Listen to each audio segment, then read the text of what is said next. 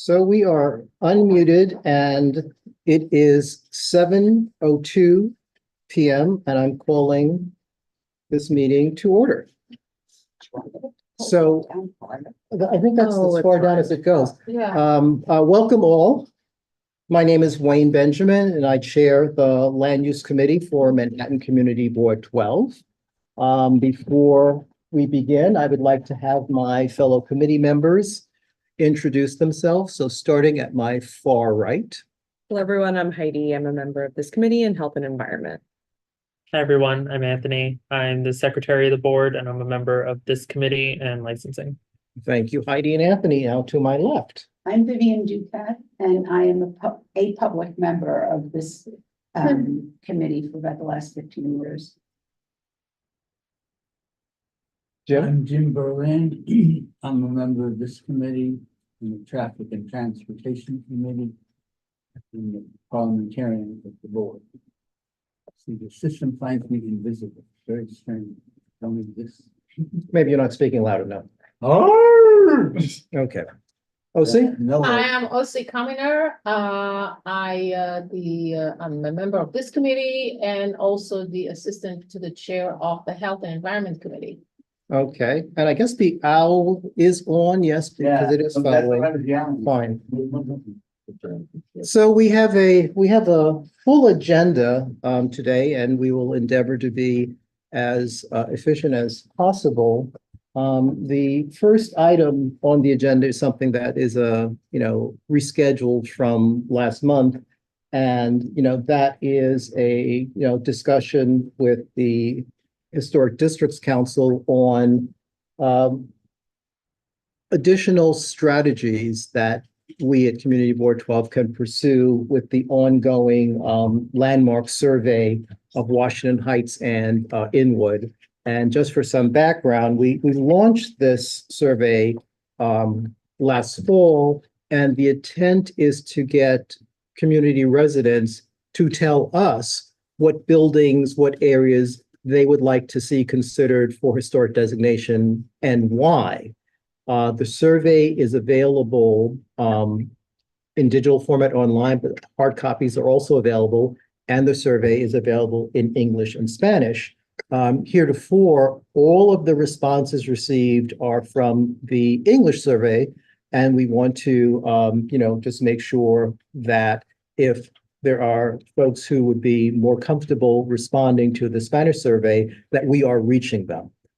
So we've reached out to the Historic Districts Council that we've worked with many times in the past, and one of the initiatives that HDC has been working on is, in fact, outreach to communities of color, at the Spanish-speaking communities citywide, to really let them know more about historic designation and having those voices heard. So, with that, Diego from HDC is our point person for this, and would like to invite him to, join us in the discussion to give us some hints on how we might go about reaching a broader audience. And yes, I see you, Tracy, and I will work on promoting you to be a analyst. Hi, everyone. Thank you so much for inviting me.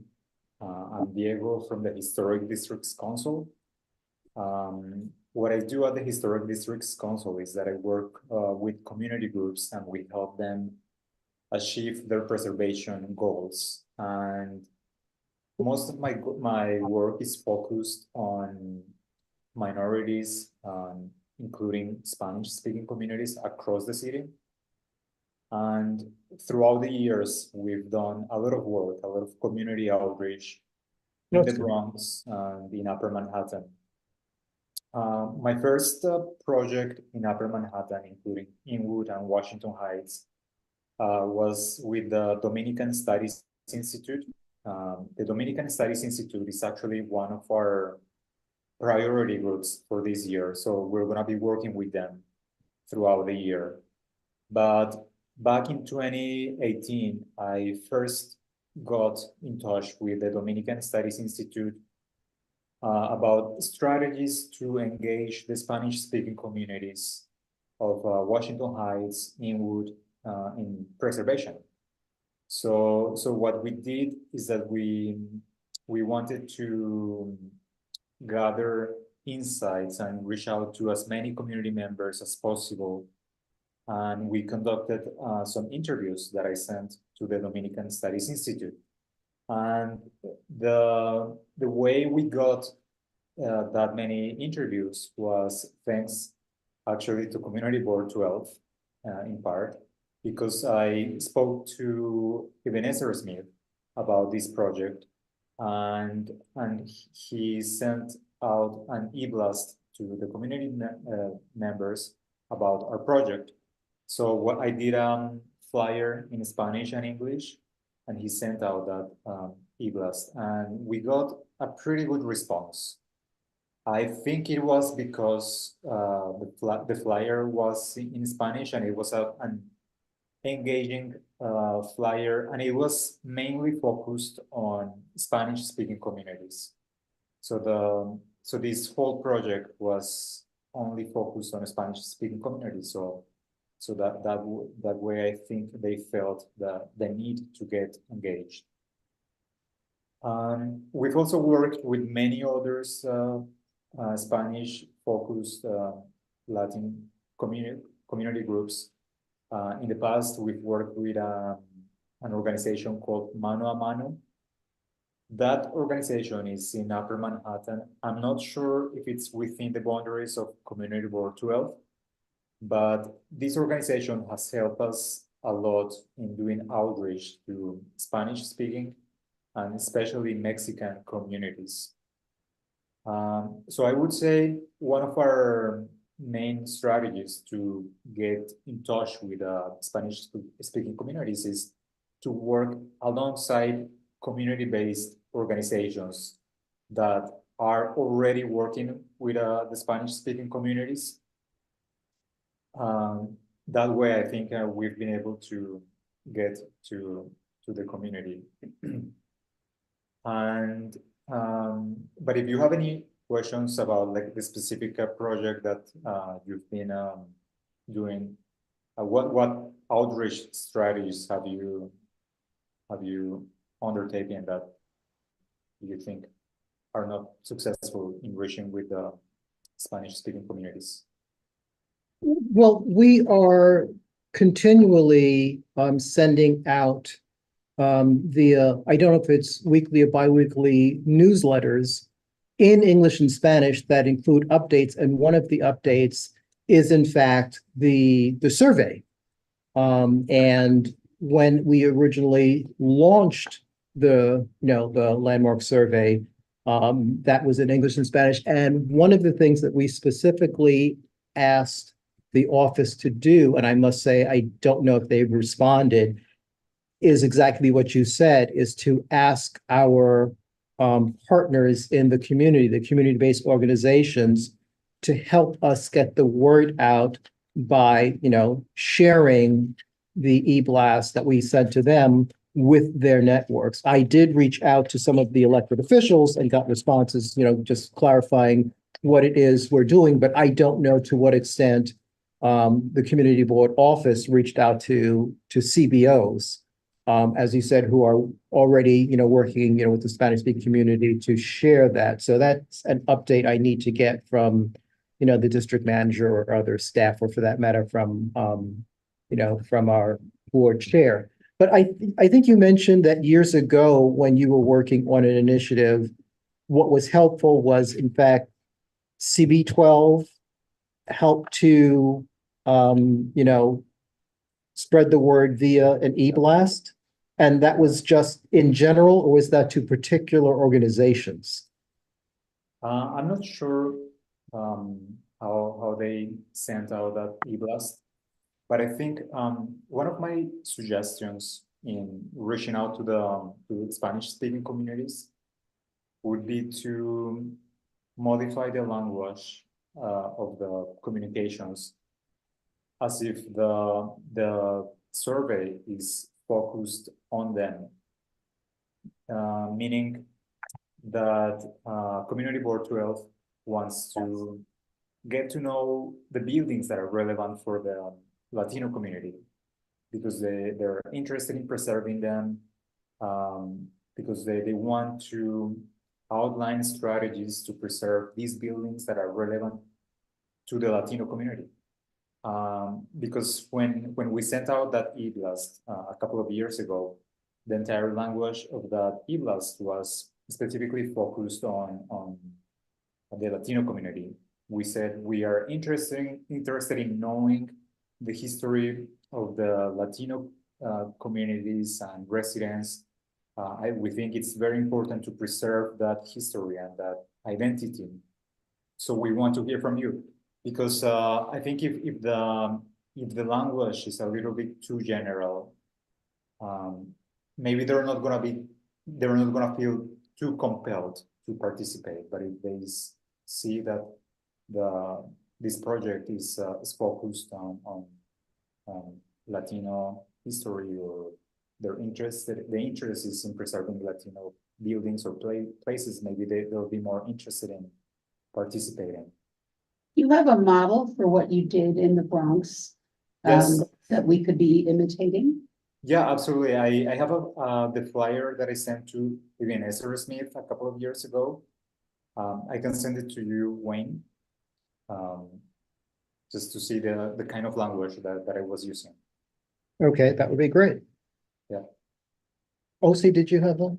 Yeah, one of the important ways to, distribute information and flyers is to obviously doing on social media, but on particular time. So did you find it more helpful, like to post, whatever flyer you had on social media specifically, that was more helpful for Spanish speaking communities, or it didn't make any difference? Yeah, I think we did publish it on our social media, but I don't think we got that much of an engagement from social media.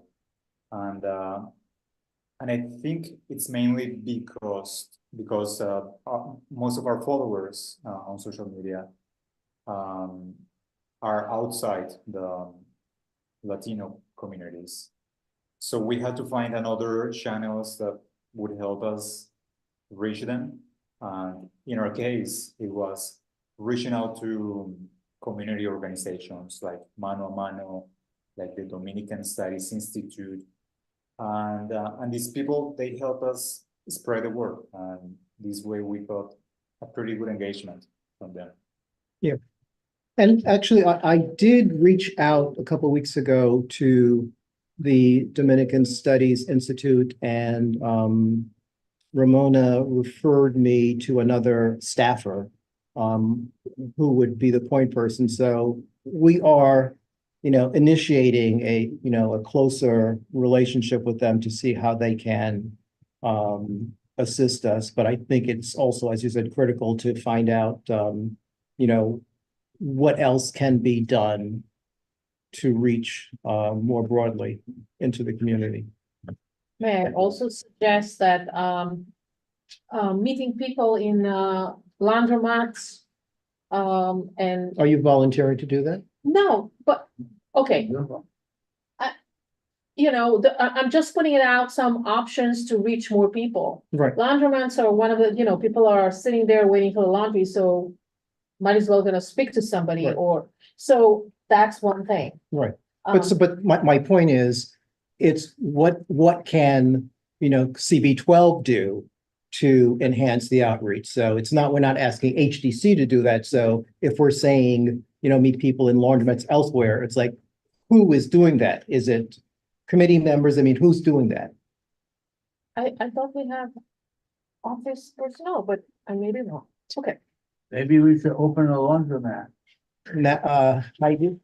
And you're I think, a lot of Latinos, correspond on WhatsApp, and WhatsApp groups are really important for, our community. And I wonder if, part of this can be resolved by partnering with community organizations that already have a WhatsApp group for their members.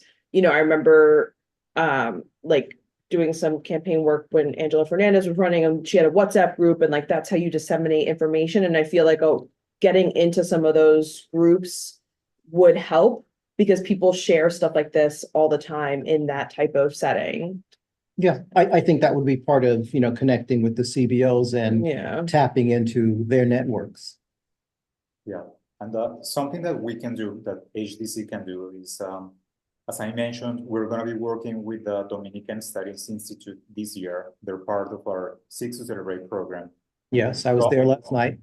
Yeah, so I can mention them, this initiative. And because one of our goals through the Six to Celebrate programs is to identify buildings that are relevant for the community. So I can tell them that through this survey, we can identify buildings that are relevant specifically for the Latino community in Washington Heights. Maybe that way they would help us send an e-blast asking people to fill out the form or post on social media. Yeah, that sounds good. And I will also circle back to the contact that Dr. Hernandez referred to, see if there are steps that we can initiate with them. Since we are on a weekly or bi-weekly basis sending out the newsletter, is there anything we could do to, as you said, to tweak the language or to send it differently so that we have more success? Mhm. Jim, were you? Waving at the. Okay. Have you collected Diego at all from students in school, or is it meant to be for adults only to do this? Yeah, it was meant to be for residents outside City College. But I mean, students as in high school students. I Well, mean, what are you asking? Did we use students to help collect?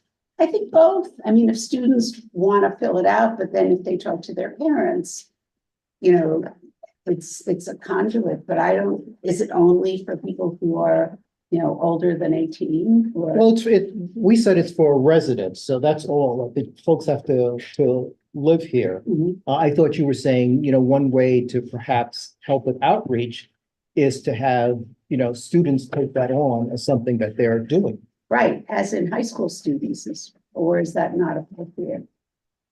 Well, I mean, but I think that is part of, plugging into our community resources. One of the things we mentioned, I think, last fall was, the libraries and the schools. So it would be, and I think we even mentioned this, youth and education might be useful in plugging it in or identifying who might be good people in particular schools to do that. So I think there's some internal discussions we need to have to, in fact, follow through on some of the ideas that have been brought to the table, some of which were brought to the table, by us.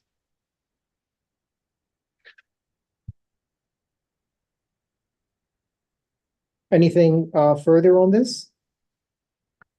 No, so on my end, I'm going to send you the flyer that we sent a couple of years ago, just for you to see the language, and I'll speak to the Dominican Studies Institute about this initiative. Okay, and is there anything from committee members? Yeah, maybe just one more suggestion is to trying to reach out to people in their leisure time, normally in the parks on the weekends. I don't know who's gonna do that, but I'm just putting it out there as an option or another way to, to distribute the flyer and get a response. Okay. With the committee's approval, I'd like to adjust the agenda a bit so that the items that are sort of our internal discussions, like the Faith-Based Affordable Housing Act and the consideration to legalize basement apartments, happen after the two presentations that we have, so that we don't, keep folks waiting, but also so that as we are discussing these things, we don't feel rushed because other folks are coming behind us. I So, approve of that. so Okay. with that, the next item on the agenda would be a discussion with our friend Mike Fiddleson on upcoming capital projects for the United Palace. Mike, how are you? I'm doing well. How's everyone doing there? Very good. Good to hear. Good to hear. Yeah, this is more of an informal introduction to what we're working on than a presentation. I think I can be relatively brief, but I wanted to make sure land use had an idea of what we were working on. As many, if not all of you know, back in January we had a piece of terracotta fall from the exterior of the building. Since then, we've erected scaffolding fully encircling the theater, except for the marquee, which is a good barrier for protecting pedestrians and the public. And we've engaged an architectural company called Kamental to begin doing a study on what we need to do, how much work needs to be done in order to restore the facade. And I had a conversation with them today.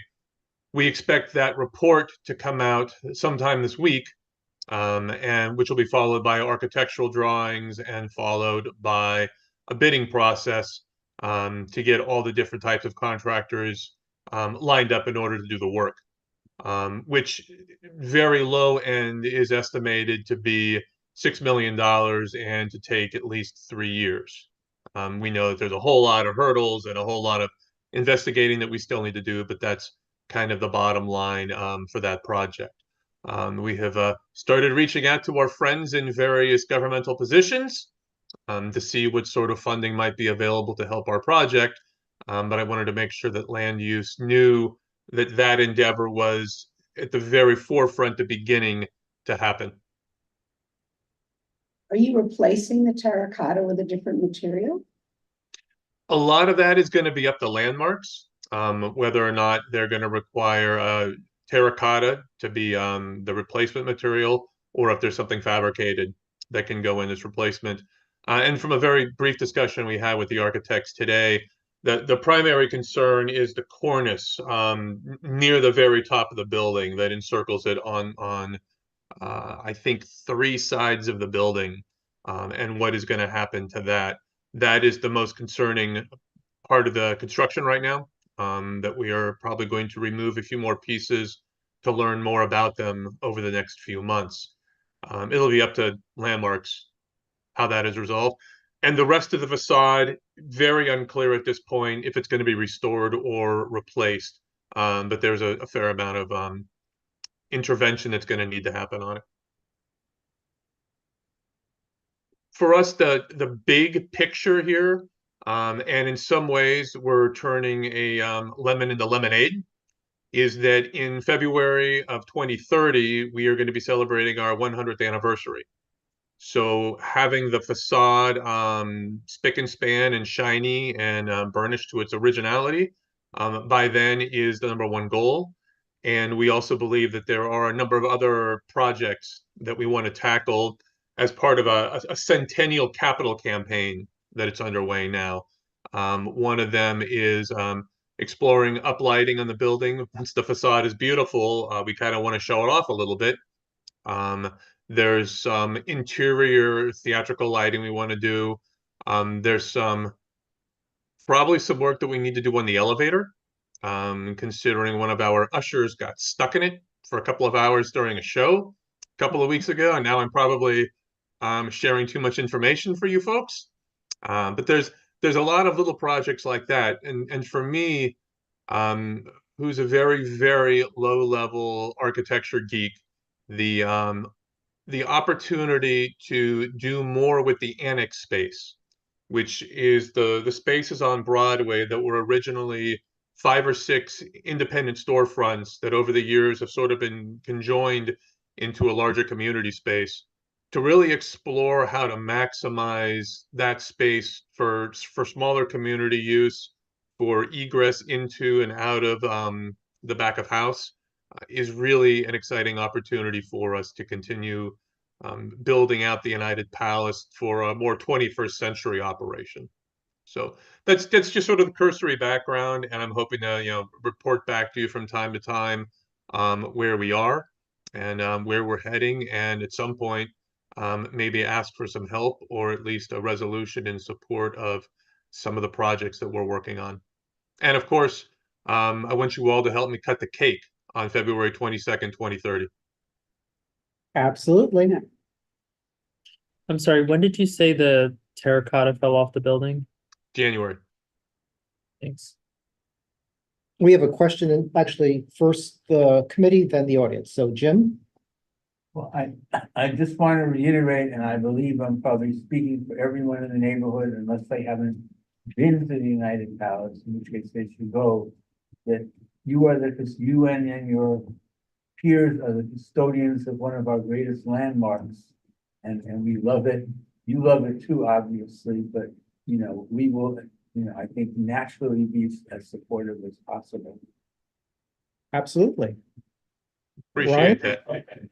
How you doing, sir? My name is Ryan Dusso. I'm a local artist. I think the United Palace is awesome. The plaza where the water, indigenous like water dispensing faucets haven't been functioning. Is there any way you could check if that will be working for this summer? It's like an indigenous style block that dispenses water. And you pull the handles inside the United Plaza, actual plaza area. Right. I'm going to dance around that question very, very carefully because the United Palace has absolutely no jurisdiction over La Plaza de las Americas.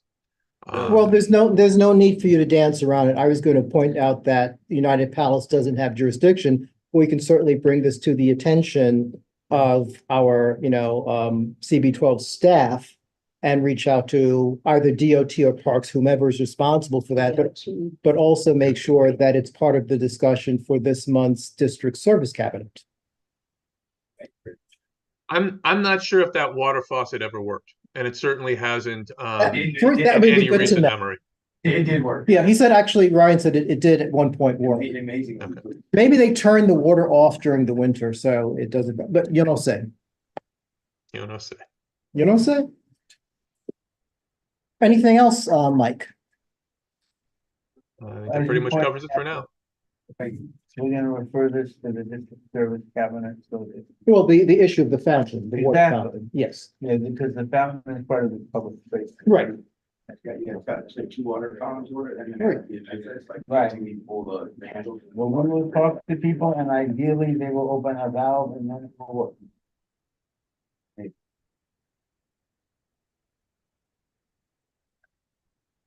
Okay, so with that, Mike, you know that we are always happy to have you join us to update us or ask for our input or support. So you know how to reach me. And the next item on the agenda is a presentation by representatives from the Department of City Planning on the City of Yes for Housing Opportunity zoning text amendment. And we have a number of city planning reps with us, including Audrey, who I think will be leading it off. But before we get into the presentation, if you could just give us an overview of sort of the timing and schedule. When is it anticipated that the text amendment will formally be released to community boards for review? What is the timing, the schedule for completion of that review? And how does that reconcile with, the community board schedule? Because as you know, we're in May. June is the last month that we are in business until we go into recess in July and August per the city charter. So let's, begin there and then get into the presentation. Sure.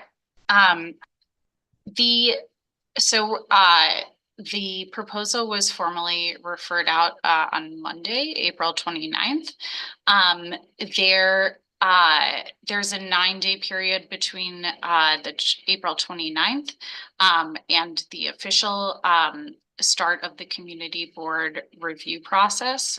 And then from there, there's at minimum 60-day review.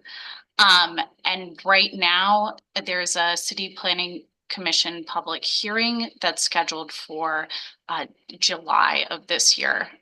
We recognize that this timing overlaps with community board summer recess, and we're discussing, ways in which we can be available and also give your board enough time to work through the proposal and ask any questions you might have.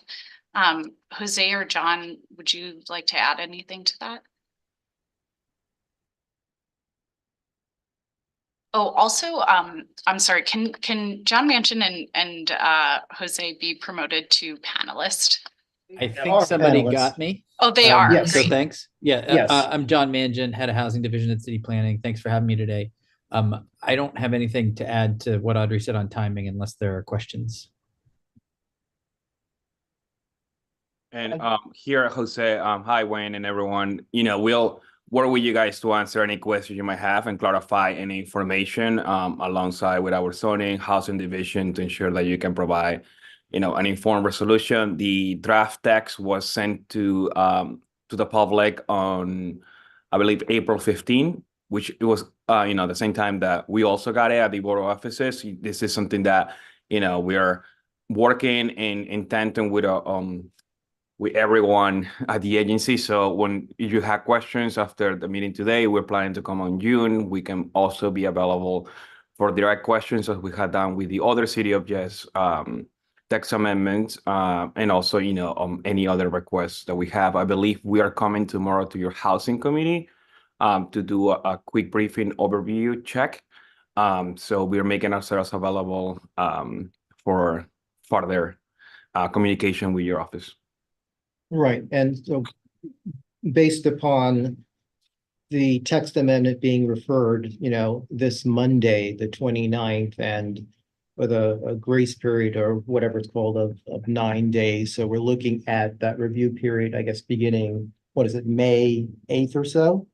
And then we'd have,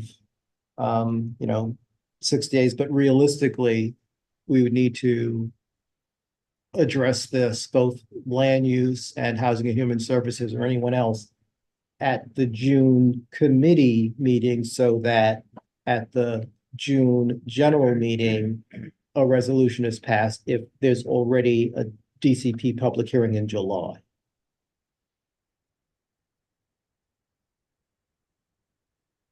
So the public meeting will happen after we are producing a resolution.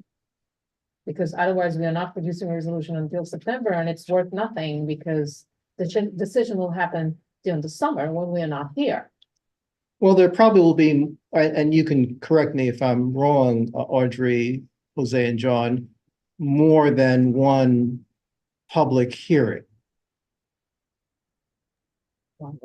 Yeah. Mhm.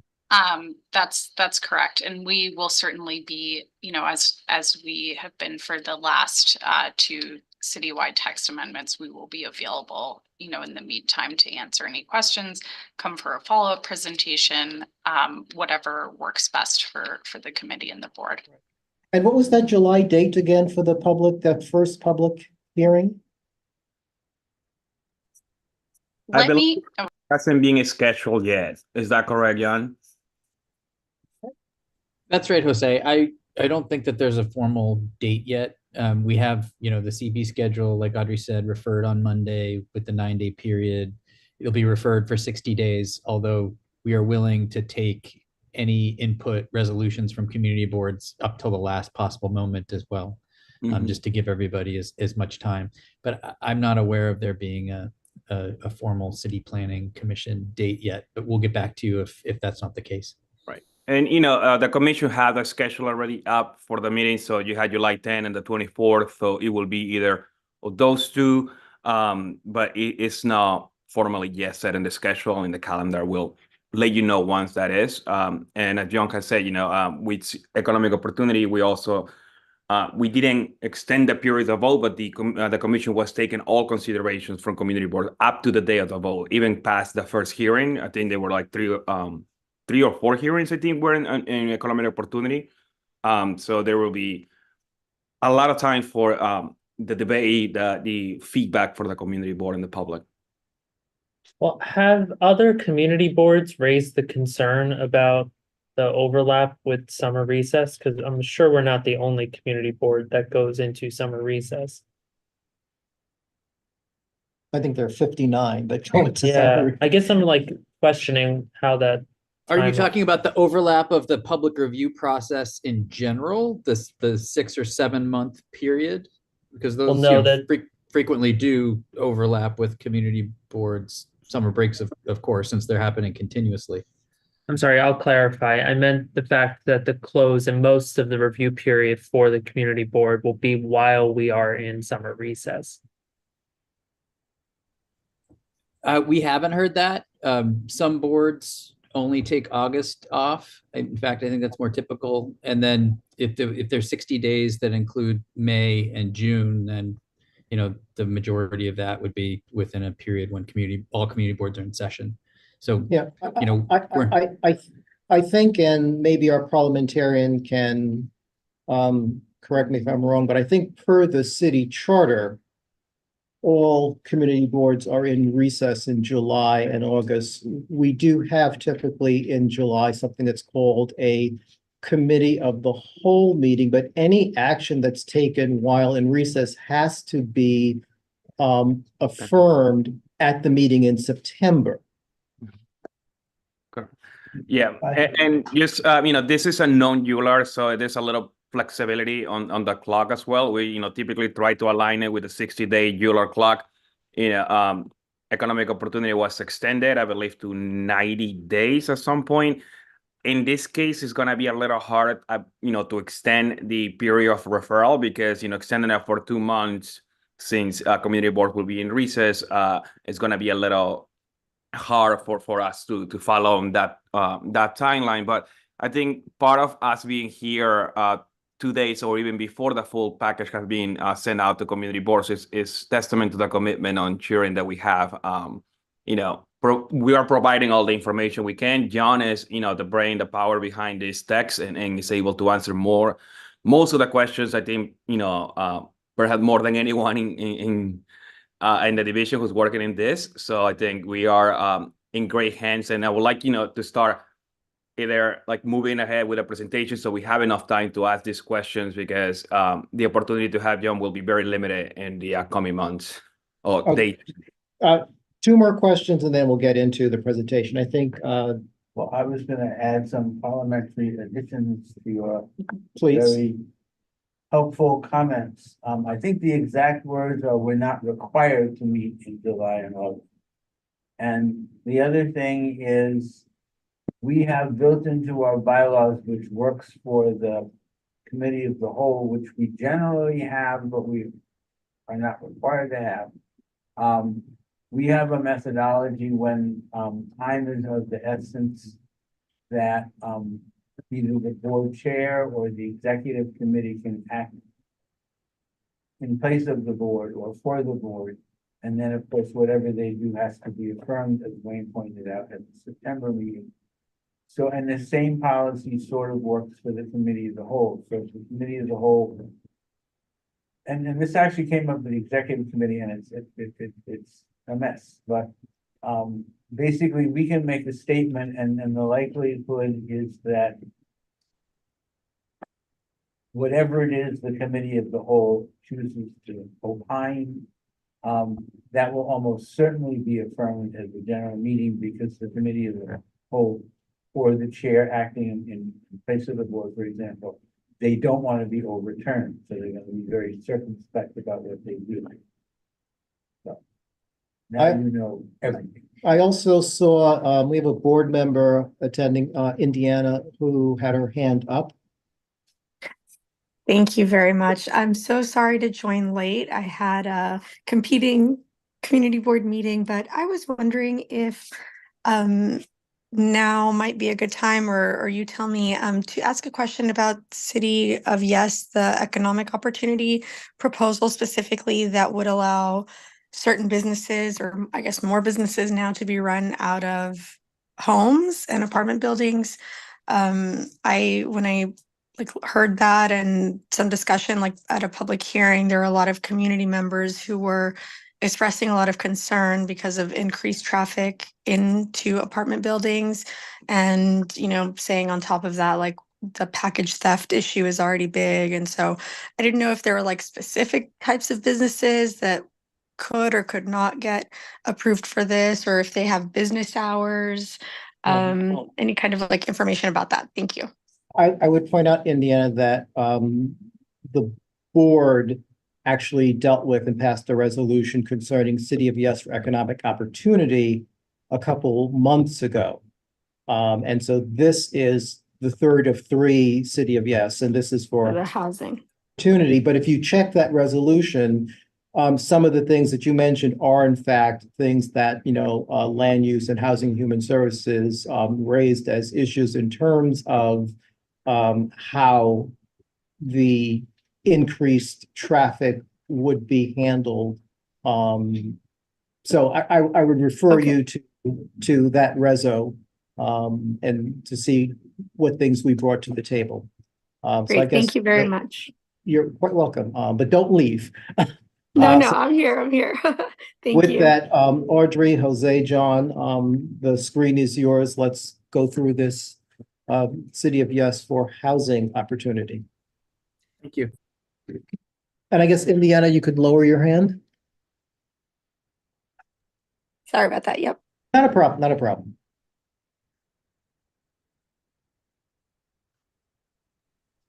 Hi, everyone. Can you see my screen? Yes. Okay, perfect. Let me just make one adjustment here.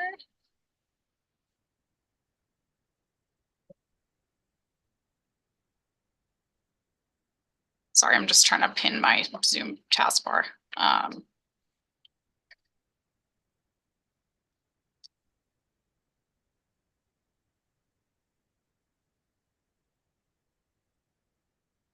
Okay, let's get started.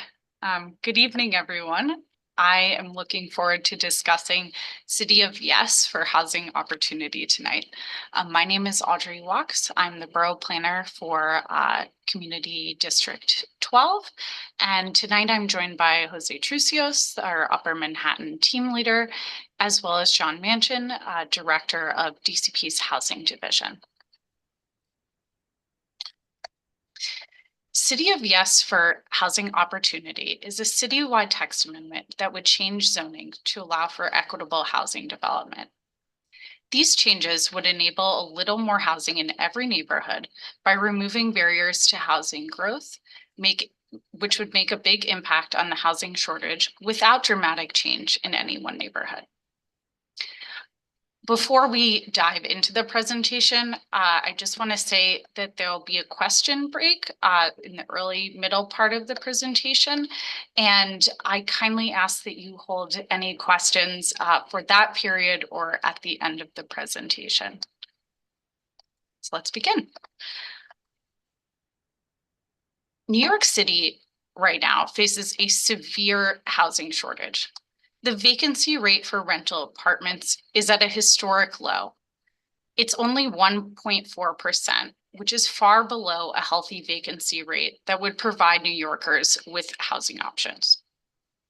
Because our housing demand is greater than our housing supply, New Yorkers are experiencing very high housing costs. Over half of New York City renters are rent burdened, meaning they spend over 30% of their monthly income on rent. Not having enough homes is also a direct cause of homelessness. As of last year, almost 93,000 New Yorkers, including 33,000 children, slept in a shelter. Most of New York City's housing was created in the first half of the 20th century. Since that time, housing production has fallen dramatically, as you can see on the chart here. That's in part because of zoning that has become increasingly restrictive since 1961. And at the same time housing production has decreased, the demand for housing has increased. And there are a number of reasons for this. For example, households today are smaller than they used to be, meaning that even the same amount of people are taking up more space. What recent housing production has occurred has been limited to only a few neighborhoods. In 2023, 10 community districts produced as much housing as the other 49 districts combined. When some neighborhoods stop producing housing, that puts additional pressure on the other neighborhoods to produce more and more housing. I want to flag that CB 12 is slated to increase housing production due in part to the Inwood rezoning, which in 2018 projected the construction of, I'm missing my number here. It projected the construction of between 1,600 and 2,600 affordable units, as well as many more market rate units. So the proposals in City of Yes for housing opportunity emerge from the goals outlined in Where We Live NYC, which is the city's fair housing plan. Where We Live NYC was created by the Department of Housing Preservation and Development in collaboration with over 250 community organizations. It highlights how the city's housing shortage and affordability crisis have severely limited New Yorkers' housing choices. In a tight housing market, landlords can charge high rents. Over 45.6% of Manhattan renters are rent burdened, and existing tenants are vulnerable to tenant harassment, poor housing quality, and displacement pressure as they compete with each other for a limited number of homes. When there are few apartments to choose from, renters pay more. And altogether, these conditions further worsen the neighborhood-based legacies of segregation, discrimination, and concentrated poverty that have led to the deeply unequal city we have today, where neighborhoods have unequal access to resources and opportunities. Changing our zoning can respond to these housing issues by increasing the number and types of homes available in every neighborhood across the city. If each neighborhood adds a little more housing, New York City can add a lot more housing overall without any single neighborhood experiencing dramatic changes or overwhelmed infrastructure. This text amendment is the biggest pro-housing change DCP has ever undertaken and would touch the zoning for every single part of the city. We'll first discuss proposals for medium and high density areas, including the universal affordability preference, which would allow bigger buildings for affordable housing in every medium and high density zoning district. We'll then touch on low density proposals, which allow for quote unquote missing middle housing, including town center zoning, and transit oriented development, and accessory dwelling units. We'll touch on this low density proposals briefly to learn about how our outer borough neighbors would contribute to housing production, but they're about almost 100% of CD12 is high density, so we'll focus on that. Finally, we'll zoom back out to the city as a whole, looking to examine the proposals, removal of residential parking mandates, which are making housing more expensive. And finally, we'll close with a range of smaller proposals, including enabling conversion of non-residential buildings, allowing more small and shared apartments, and allowing for residential campuses to add height-limited buildings.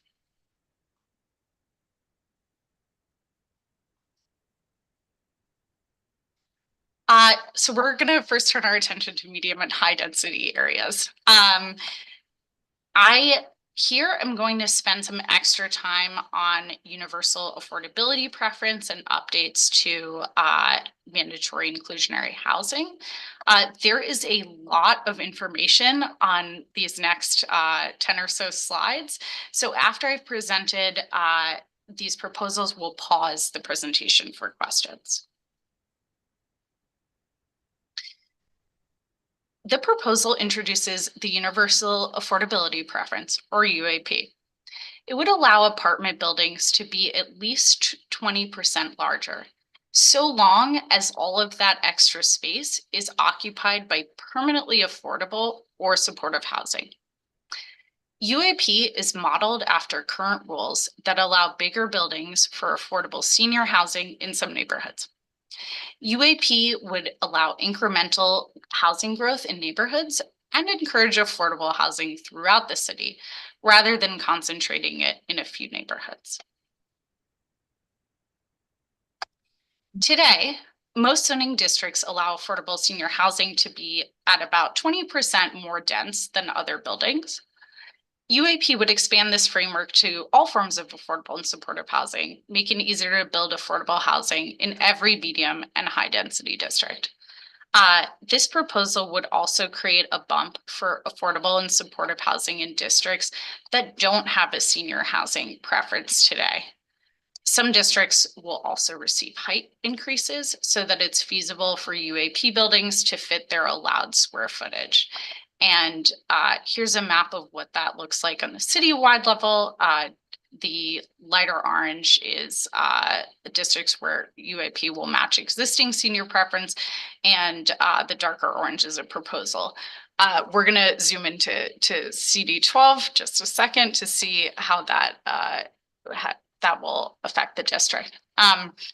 As you can see, most of the district is covered by the existing senior housing preference in that light orange. And the areas that don't have the senior housing preference today, dark orange, would generally be mapped along Broadway and Fort Washington and Riverside Drive below 179th Street, as well as 3 clusters east of 10th Avenue.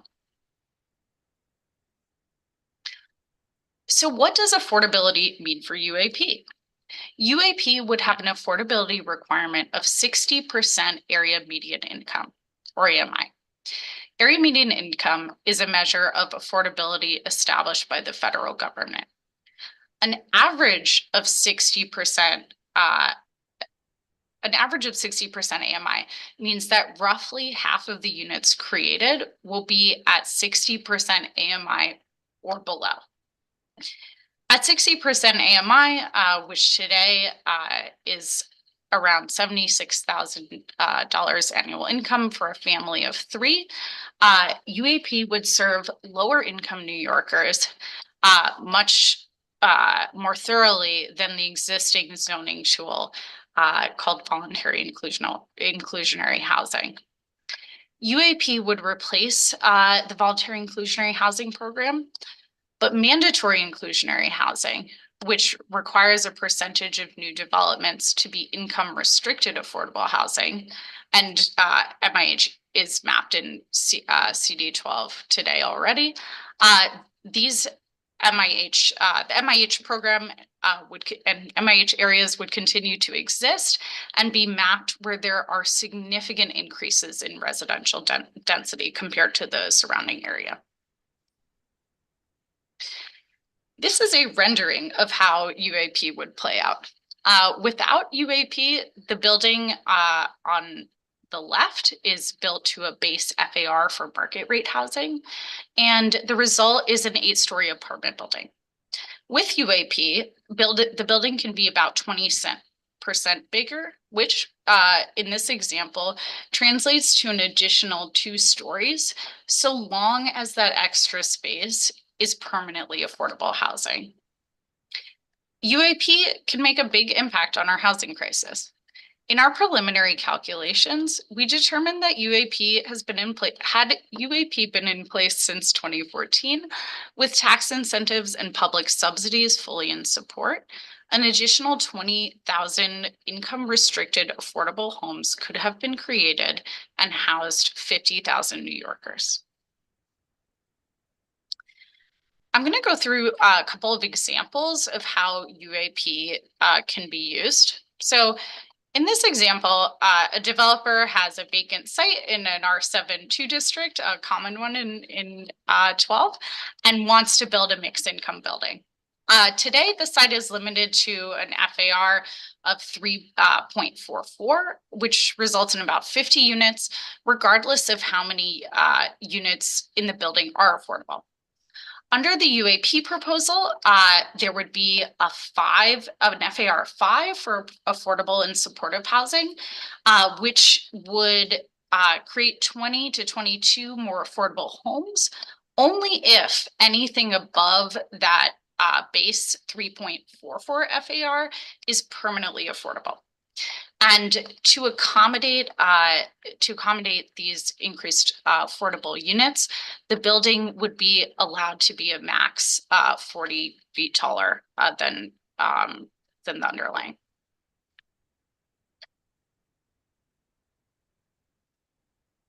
Here's a quick different example.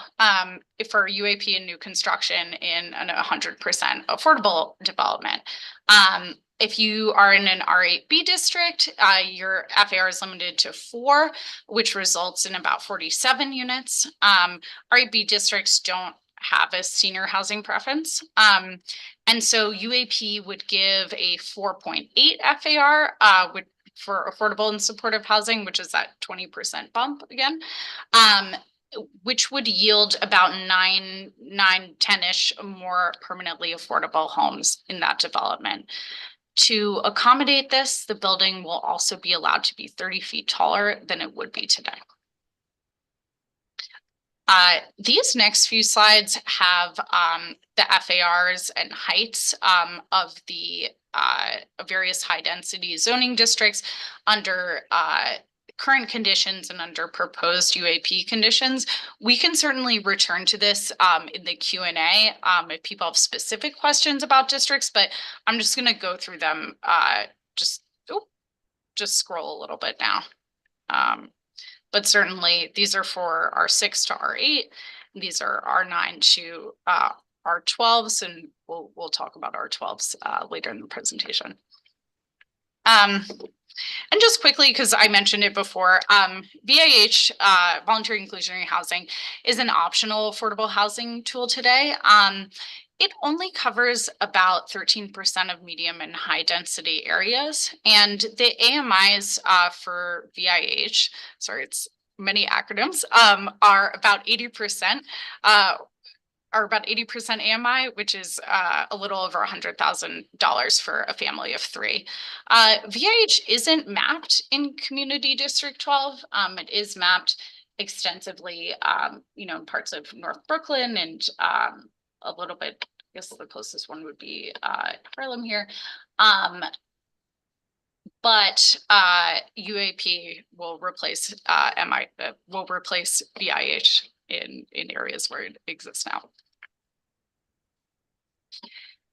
This proposal would also introduce some improvements to MIH. First, MIH option 3, which was previously known as the deep affordability option, could be applied as a standalone option. MIH option 3 requires a 20% set aside at an average of 40% AMI. MIH FARs would be equalized for districts where the UAP FAR is higher. For example, an R6A MIH would change from a 3.6 to a 3.9 FAR, and MIH options will stay the same.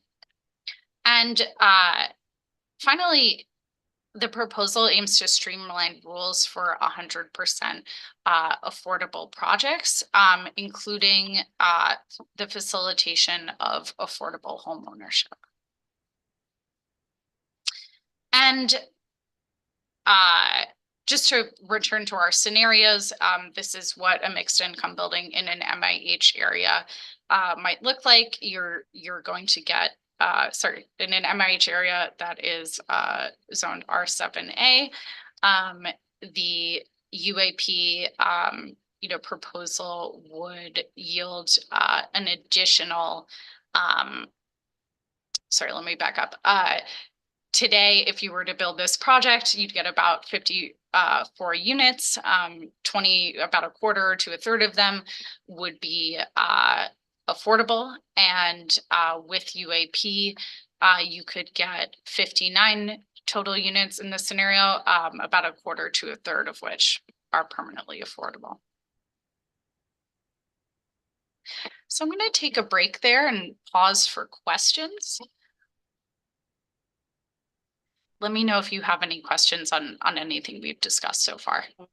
There are a number of questions, but I just wanted to ask you, before we get into that, something, because on a couple of occasions you've referred to the zoning in Washington Heights Inwood as being, primarily high density. And the zoning up here is mostly R7-2, which per zoning is medium density.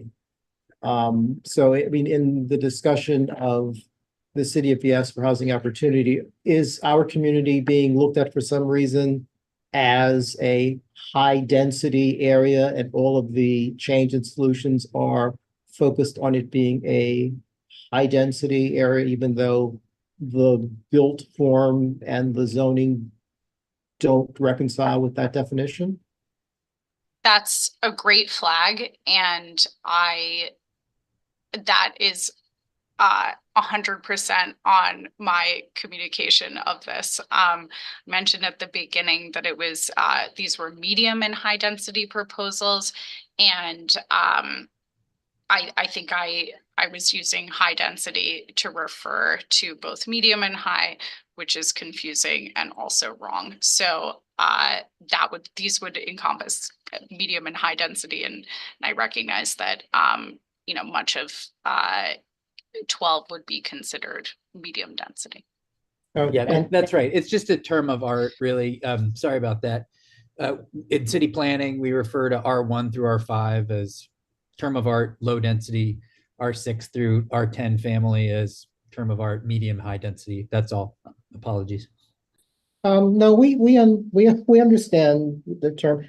And also in the setup, you referenced how the 1960s zoning was more restrictive than the previous zoning, and how more housing was developed in the first half, I guess, of the 20th century. And perhaps you can, elaborate for the committee what in particular is more restrictive about the 1960 zoning.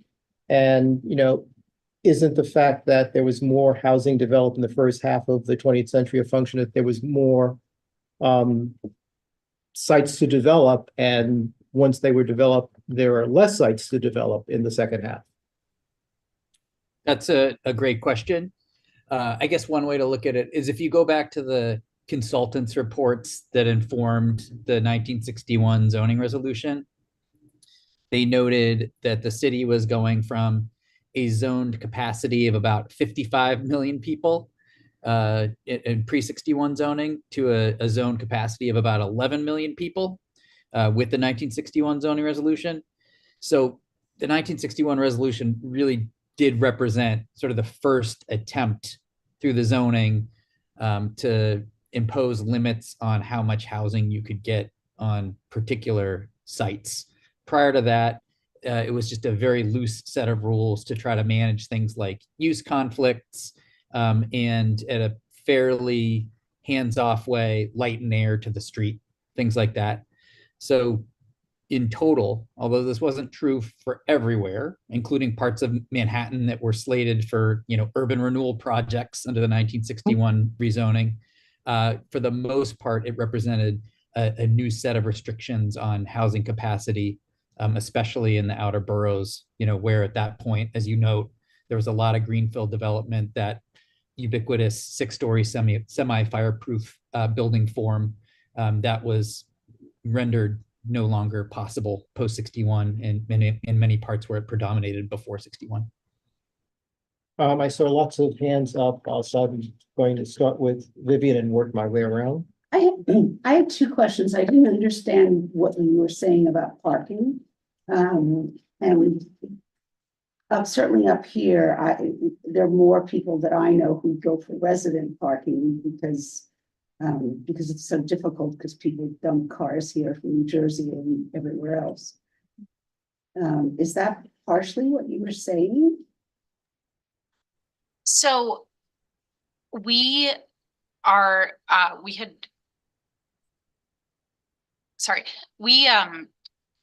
know that parking and parking concerns are a big issue in Community District 12.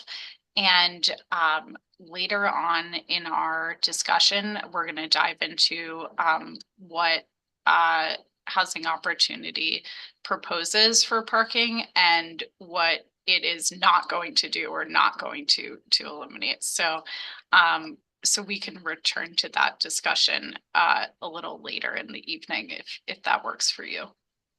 The other thing I was going to ask you about is housing that's set aside for people with intellectual disabilities and other. I mean, it's possible to live alone now with the kind of funding structure and not to live in group homes, and to be integrated into a regular building. But that, AMI would never be, earnings is not the thing with a lot of the population. Has that been considered?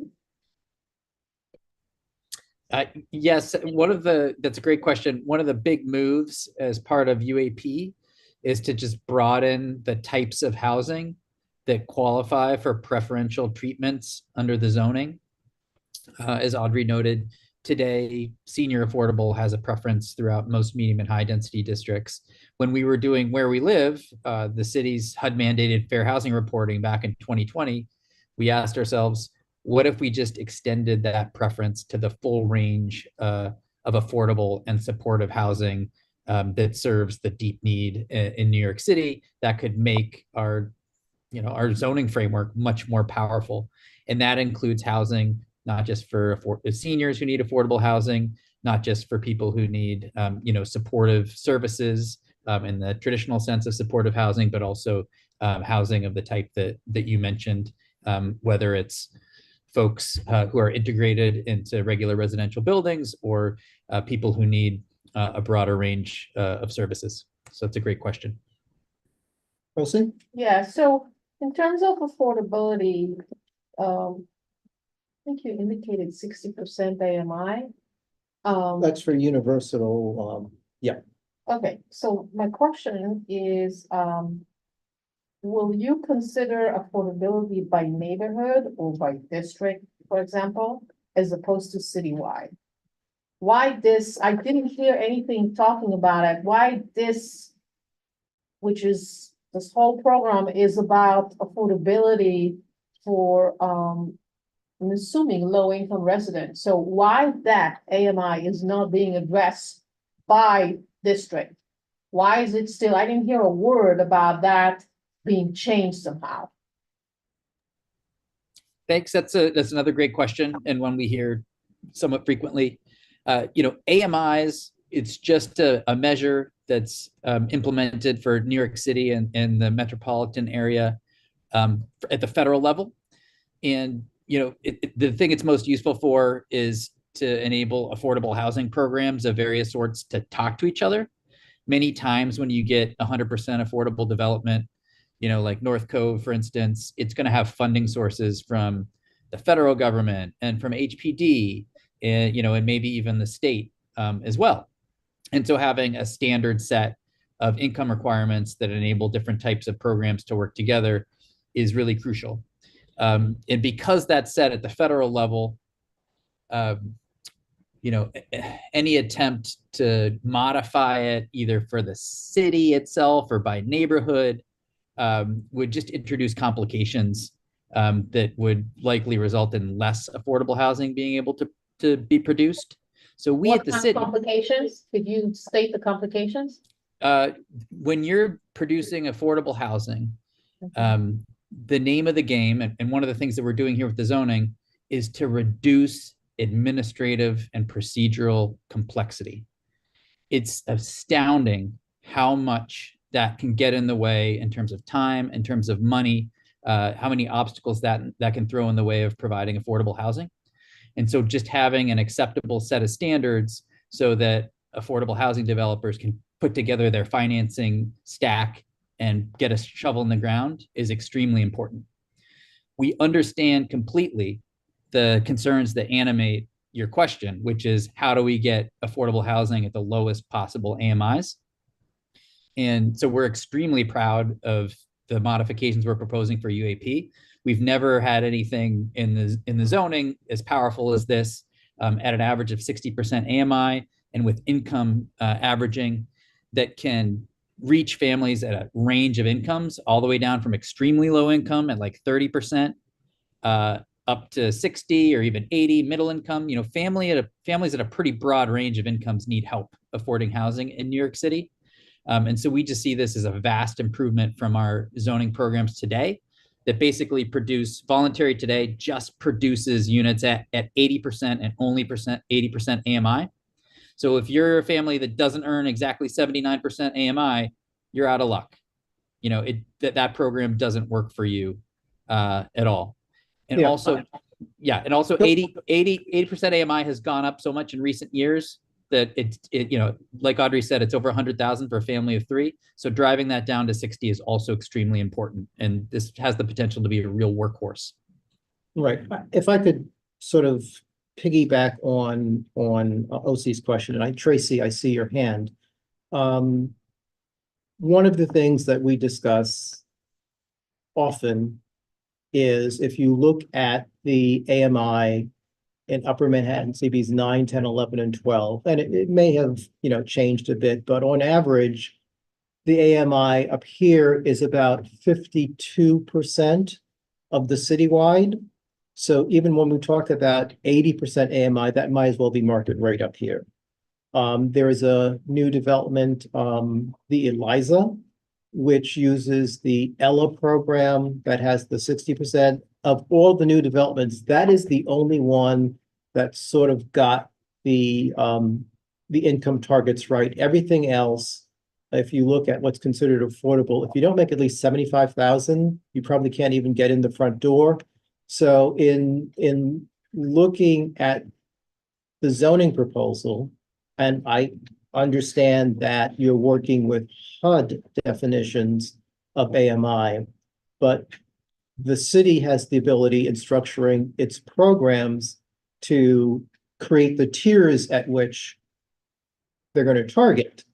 And so if for Upper Manhattan, and this probably is true for other neighborhoods throughout the city, affordability isn't 80% AMI, and 60% may be it or even lower. Why aren't you structuring the initiatives, the programs to address what is truly affordable to residents of New York City? I recall in a lecture at the Center for Architecture a couple of years ago, folks in housing, that New York City has the reputation of being a wealthy city, but it is really a moderate income city with pockets of wealth.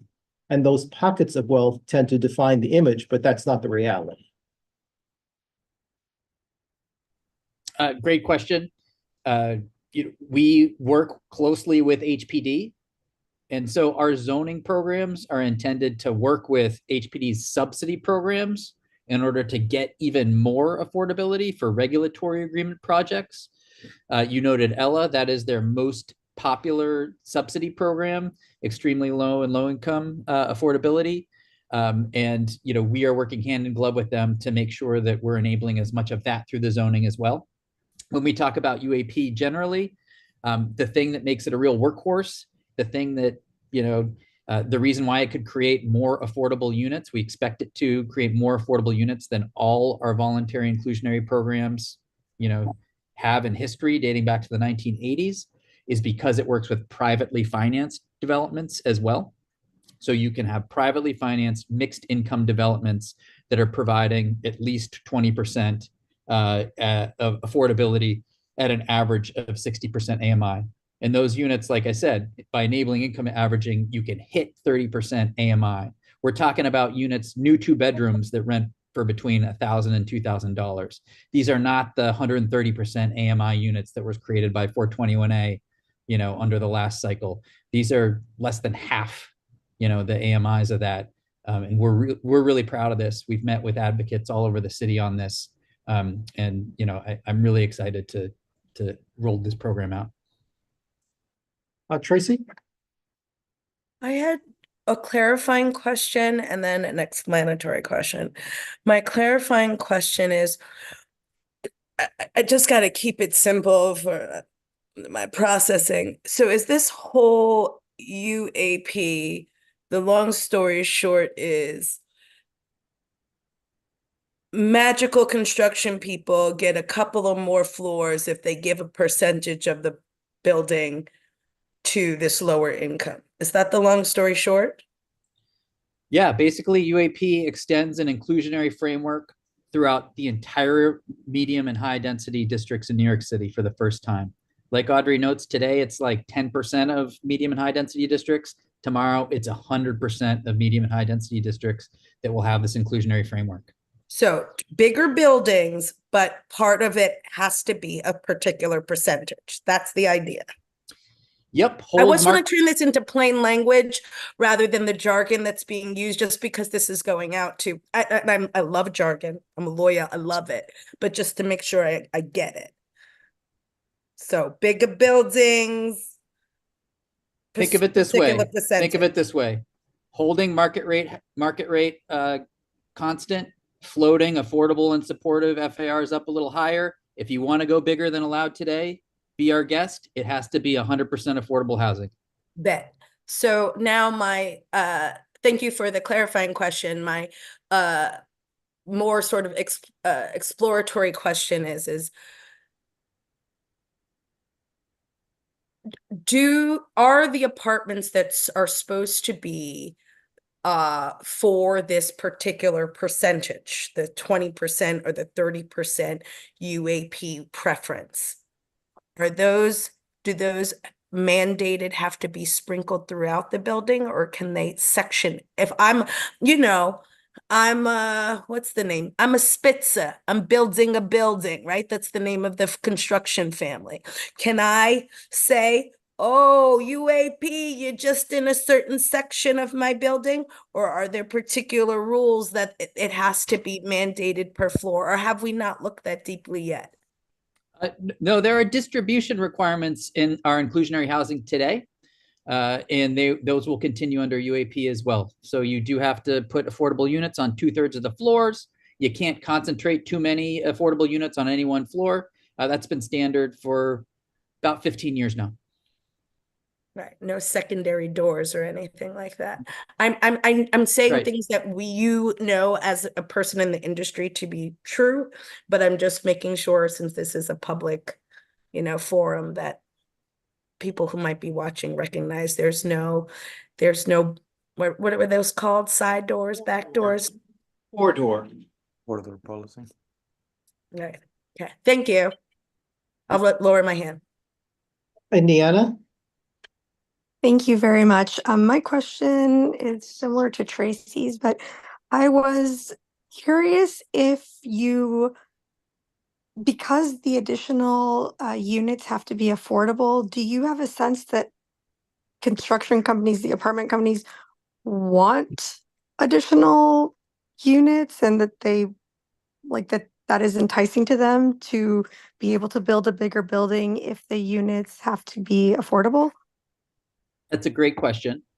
So obviously, if you're dealing with a 100% affordable building, the ability to build a little bigger is attractive. You can build more apartments. You would be supported by more subsidy from HPD. Your question, though, has to do with mixed income buildings, privately financed mixed income buildings. This program, like the inclusionary housing programs before it, is created to work together with the tax benefit at the state level that also requires a percentage of affordability. And the way those have worked throughout the last few decades of city planning history is that when they work together, each gets you more than either program can get you alone. So I don't know if you saw, but the state a couple weeks ago renewed the tax benefit. It's called 45X now. So it works a little differently in different parts of the city for different size buildings, but typically it requires 20 to 25% affordable at 80% AMI. It's better than 130% AMI that was required by the last version of this, but we think 60% is better. So if a developer takes the 485X tax benefit, we believe that just pushing that affordability down to an average of 60% AMI will be attractive to them to get a bigger building. And then we also get lower affordability, significantly lower affordability than you would under the tax benefit alone. So we're pretty happy where that landed, and we think these will work together to create unprecedented amounts of affordable housing at really good AMIs. Yeah, I see Anthony, but if you could just clarify for us along the lines of what, Tracy did. When you speak of an average of 60% AMI for the universal affordable preference, you're not saying that the units are at, all of them at 60%. Some would be lower or could be lower than 60%. Some could be higher, but in that development, it would average out to 60%. So in theory, some might be at 40 or 30%, but that would also mean that some might be at 80 or 90%. That's absolutely right. And we love that. I mean, families at a range of incomes can use income restricted housing in the city. We definitely see folks at 80% AMI who need some help. But it's extremely important to us to be serving families at a range of AMIs, especially those with the greatest need down at the 30-40% range. And so we'll be hitting those for the first time with our voluntary programs. Anthony, you had your hand up? I did. So this may be later in the presentation, and it may be a similar answer to the answer you gave Tracy, where it's already in place. But my question is, how are you going to confirm or certify long after a development project is completed, whether the 20% remains permanent affordable housing? Like which agency will be responsible for checking that is being maintained, and how are they checking for that? It's a great question. So at the time a UAP development is created, HPD records a restrictive declaration against that site. And under our proposed text, a note goes into their certificate of occupancy so that everybody knows for all time that this is an income restricted building. The owner of that building for all time, for the life of the building, also has to certify directly to HPD every year when an income restricted unit becomes open, and document that it was filled by a qualifying household. That is a household at an AMI that unit is restricted to. So HPD's been we're making some adjustments to enforcement to streamline it, to make it more ironclad. But in general, HPD has gotten pretty good at making sure that inclusionary units remain restricted no matter how long it's been. They've been doing this for about 40 years at this point. Right, but to follow up on Anthony's question, and I think this is something that was raised by CB12 years ago. There were a number, hundreds of units probably built under or with 421A benefits that were supposed to be included in the rent stabilization program that were never actually entered into the program. And Cranes or someone finally did an article on it. And it then raises the question, if that happened in the past, what has changed so that buildings built under this or other programs where the unit's supposed to be entered into some program and it monitored that, in fact, the units are entered into the program, and we do not have yet another instance where the development team received the benefit, but the public never received the ultimate benefit of having the rent stabilized units. And I guess in terms of monitoring as well, I think this was one time where housing advocates were supporting landlords. We had supposedly rent stabilized units that one could find all over, Airbnb, advertised for multiple times what the rent was supposed to be. And, the landlords were going after those tenants to, evict them because they were actually, using their rent stabilized apartments as investments. But I guess the critical question is, what is HPD or, the former DHCR actually doing to make sure that if a building is supposed to be entered into rent stabilization, or if the unit's supposed to be permanently affordable or even affordable for a period of time, that actually happens? Great question. That's a different We try to come program. up with questions. Yeah. Different program with with a different enforcement regime. I have heard anecdotally that there have been difficulties with that at the state level. But I just want to state unequivocally that HPD has not had a problem enforcing income restricted units, inclusionary units that are created through the zoning. We're really good at it. And I'm not aware of any instances where we've like lost track of them or where they've been, Airbnb'd out. And so this is just a continuation of that much more effective enforcement regime. And so we're confident that we will be able to track and enforce these units over time. But just to follow up on that, since this is going to lead to a significant increase of the program's units that it would need to monitor, to your knowledge, does HPD have in place like a staffing plan, or is the city considering what it needs to do in order to ensure it has the resources to continue the good practices that you say that HPD has been doing? Absolutely. Yeah, it's been since the beginnings of the first inklings of this program, that's been one of the top issues. We worked on it with HPD, worked on it with the deputy mayor, and we're confident that we'll be able to build on existing enforcement successes to make sure that these units stay affordable at the restricted AMIs. I see one question, and then I think we should go back to the presentation because we have other things. So, Graham, you should be able to speak now.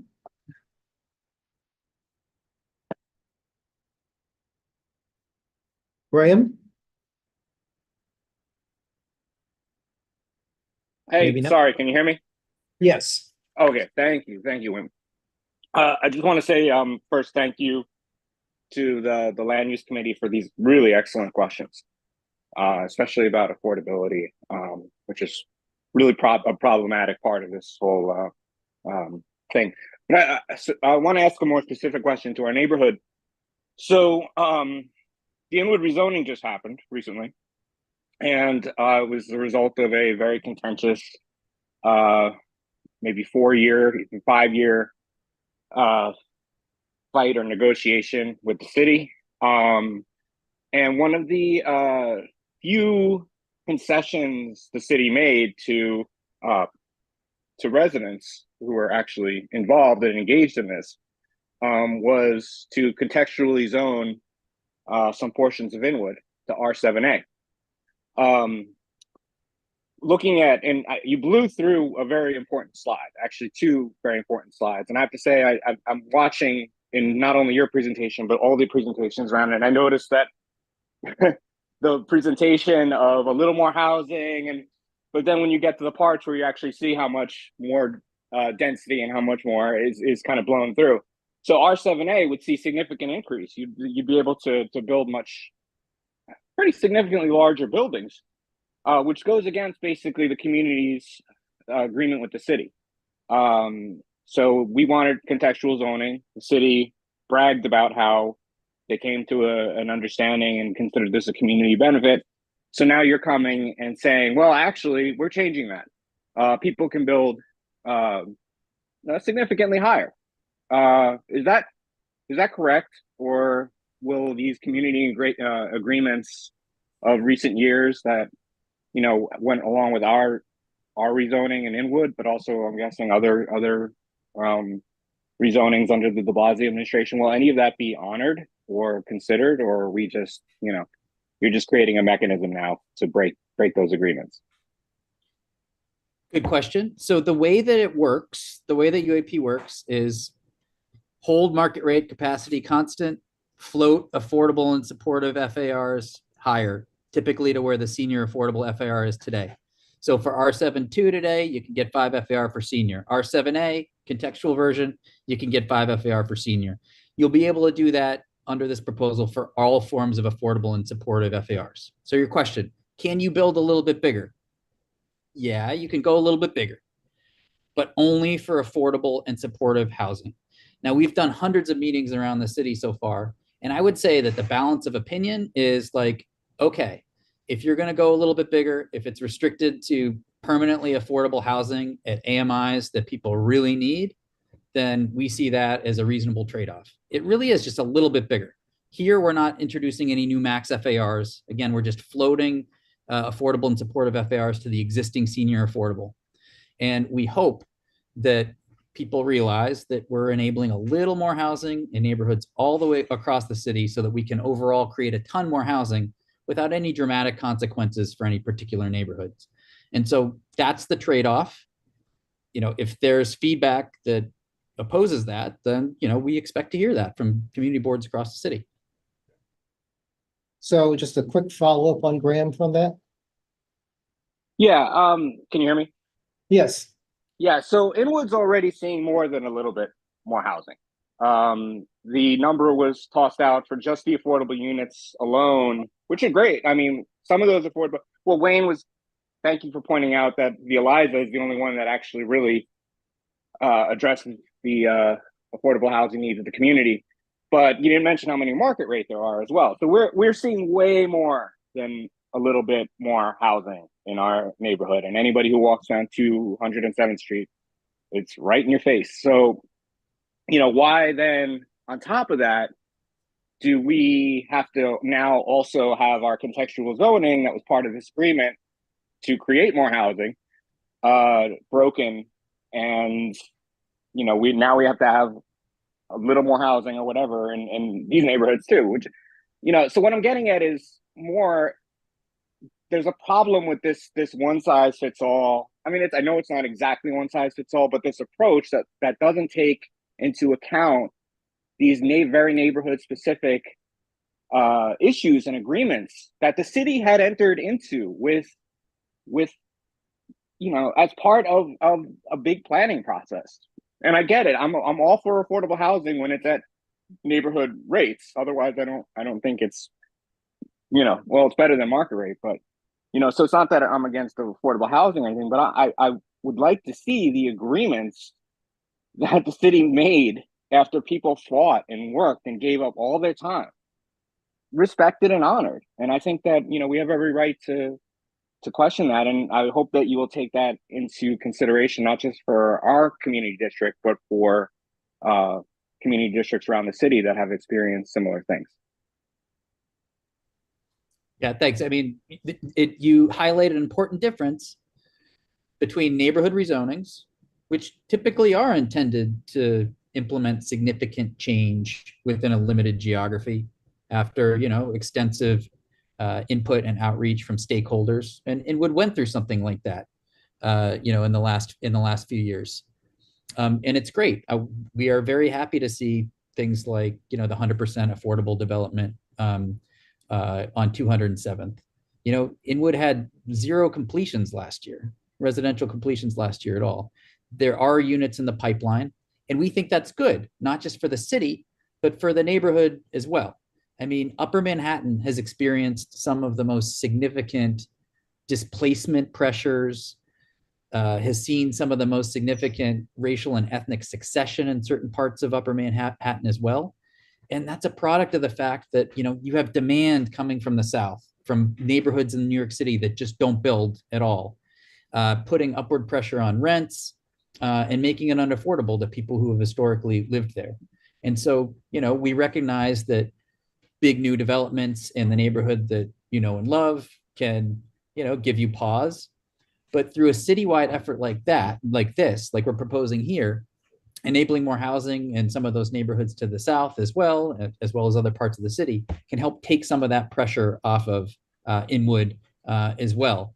So that, you know, even though you might see a little new development through these proposals, you'll also just, you know, provide some relief for some of the people who have been under pressure in your neighborhood that really need it as well. Jim? The problem that we're dancing around is actually even worse from my point of view. You created this concept of contextual housing so that the new housing built would be contextual toward the housing that was already there. And now you're letting it be bigger, which means it's no longer contextual. It's fat context. Well, no, we can't say that word anymore. But you see my point. It's, if it was contextual before, if you make it bigger, it's not. And you know, I find this your basic concept, is sort of if everyone suffers a little van, that, it's fair, and then that's all very nice, but, and of course, what I'm obviously asking for is that nobody suffers at all. But again, here in this particular instance, you're almost, as someone alluded to, playing games with language, because this new concept, will be Latino about it, this Gordo contextual, is no longer as contextual. It's more Zoptic? Zoptic also, Zoptic Gordo. Right, and right, so that I find, and again, so it's a little worse. So like, we want a bigger Gaudi cathedral, so we make all the parts fatter and uglier, and it's bigger, but it's no longer in the context it was. So I find this most distressing. Yeah. Well, we need to get back to the rest of the presentation, Yes, but let me say, We may not finish our agenda at the rate we're going. yeah, either. what I'm hearing is, going back to the R7A discussion, is under R7A now, just as an example, you can build to an FAR of 5, but you're limited to senior housing. And that limitation is proposed to be removed so that as long as it's any kind of affordable housing, that you would be able to build to that FAR 5, but it's not an increase over what is currently allowed. But what I'm also hearing, I'm pointing out to you, John, is when neighborhoods go through extensive rezonings and we then have other zoning actions layered upon that, it begins to bring into question either the integrity of the process, or is anyone actually looking at what are the impacts of, layering, these citywide zoning changes over more local targeted, and is everyone really looking at, if you're at 207th Street, the type of, you don't need to be in Inwood, because if you're in the Bronx, you can see those buildings. So Yeah. the scale of them, and I think I pointed out, or CB12 pointed out in a resolution, the scale of those buildings dwarf Dykeman houses, which are some of the tallest buildings, in the neighborhood now at 14 stories, which is not a lot, but the height and density of the new development on 207th Street is very out of character with anything here, and might challenge some of the scale of the Upper West Side or Upper East Side. So if we're then layering the potential for more density from a planning perspective, I guess the question is, are we looking carefully enough at what those impacts are? Graham pointed out that, some of the discussions of where things are mapped were looked at or discussed very briefly. Fort Washington Avenue, south of 179th Street, I believe, is the area that's proposed to be mapped for universal affordable preference. But I believe in Mark Levine's Housing Manhattanites report from last year, which picks up on a couple of resolutions city planning has received from CB12. That is an area that is zoned R8, where we've asked for consideration of contextual zoning, because if you look at that built form, and if you look at what can be built as of right under R8, it is a complete mismatch.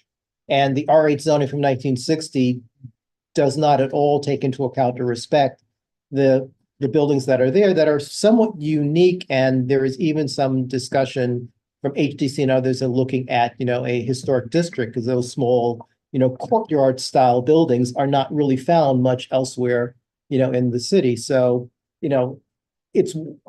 are all of the planning implications being looked at, or are they being glossed over? It's something we really need to get into more, but I will also allow you, or Audrey, to get back to the presentation so that we are able to hear the rest of it.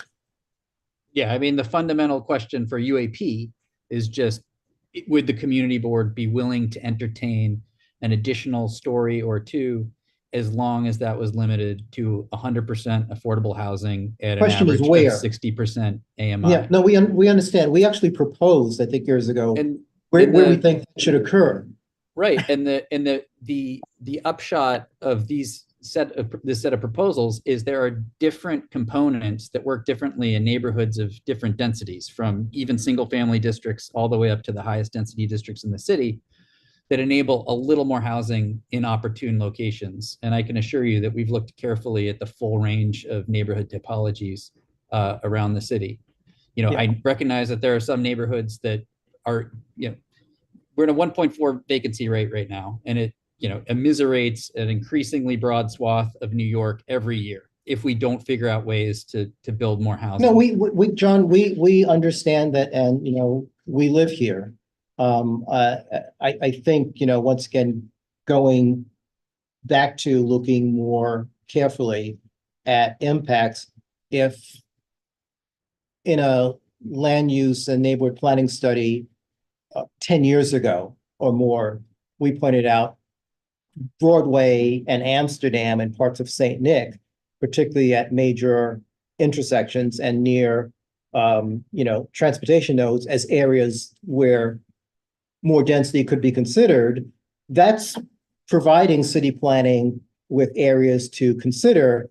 At no time did we suggest, you know, Fort Washington or Edgecombe. You know, there was kind of, you know, major transportation corridors for development and going inland from that for preservation. So I was pointing out that if you're proposing Fort Washington Avenue as one of those, that is not something that's consistent with looking at the major avenues, but Broadway, Amsterdam, and parts of St. Nick would be. So, you know, we have been suggesting things, and we are simply asking for city planning to acknowledge that we've been suggesting things and to give that consideration. You know, and those are honestly more significant changes for particular areas than anything we're proposing here. You know, you should also take a look at the environmental review. We're talking about an average of 1 unit per acre over 15 years. So this really is a little bit of housing in any one area. The secret sauce to this proposal is just geography. The fact that for the first time ever, we're looking at every single neighborhood in the city. And so it really is not anything on the scale that you saw for the Inwood neighborhood rezoning. Again, those are neighborhood plans that do result in significant changes after extensive consultation with stakeholders. This is complementary to that. You know, this is incremental changes across the widest possible geography in a way that's very different from a neighborhood plan. Yeah. To be continued. It's not quite clear that what we're saying is being heard, but we will do our very best to reiterate that in a way that's clear. I guess, Audrey, back to you. Yeah, thank you so much for everyone's questions and comments. I was taking notes, and we certainly like to think, you know, and sit on and mull over what you've shared with us tonight. We'll certainly would love to come back for follow-up conversations. So thank you for that. How, just to do a time check, how much time do I have left? We have a couple of other things on the agenda, Right. so if you could like wrap in like, Okay. you know, 10, 15 minutes, that would be great. Okay, I think I could do it in 15 minutes, but there would not be time for questions. Does that work?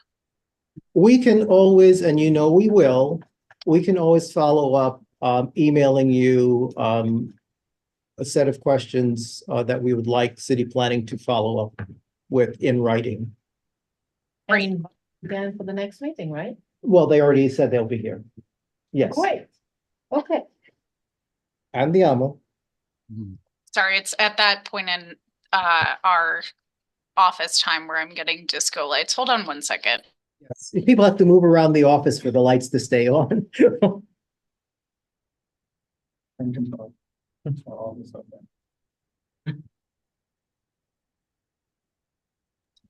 We should be good. All right, so let me get to where we were.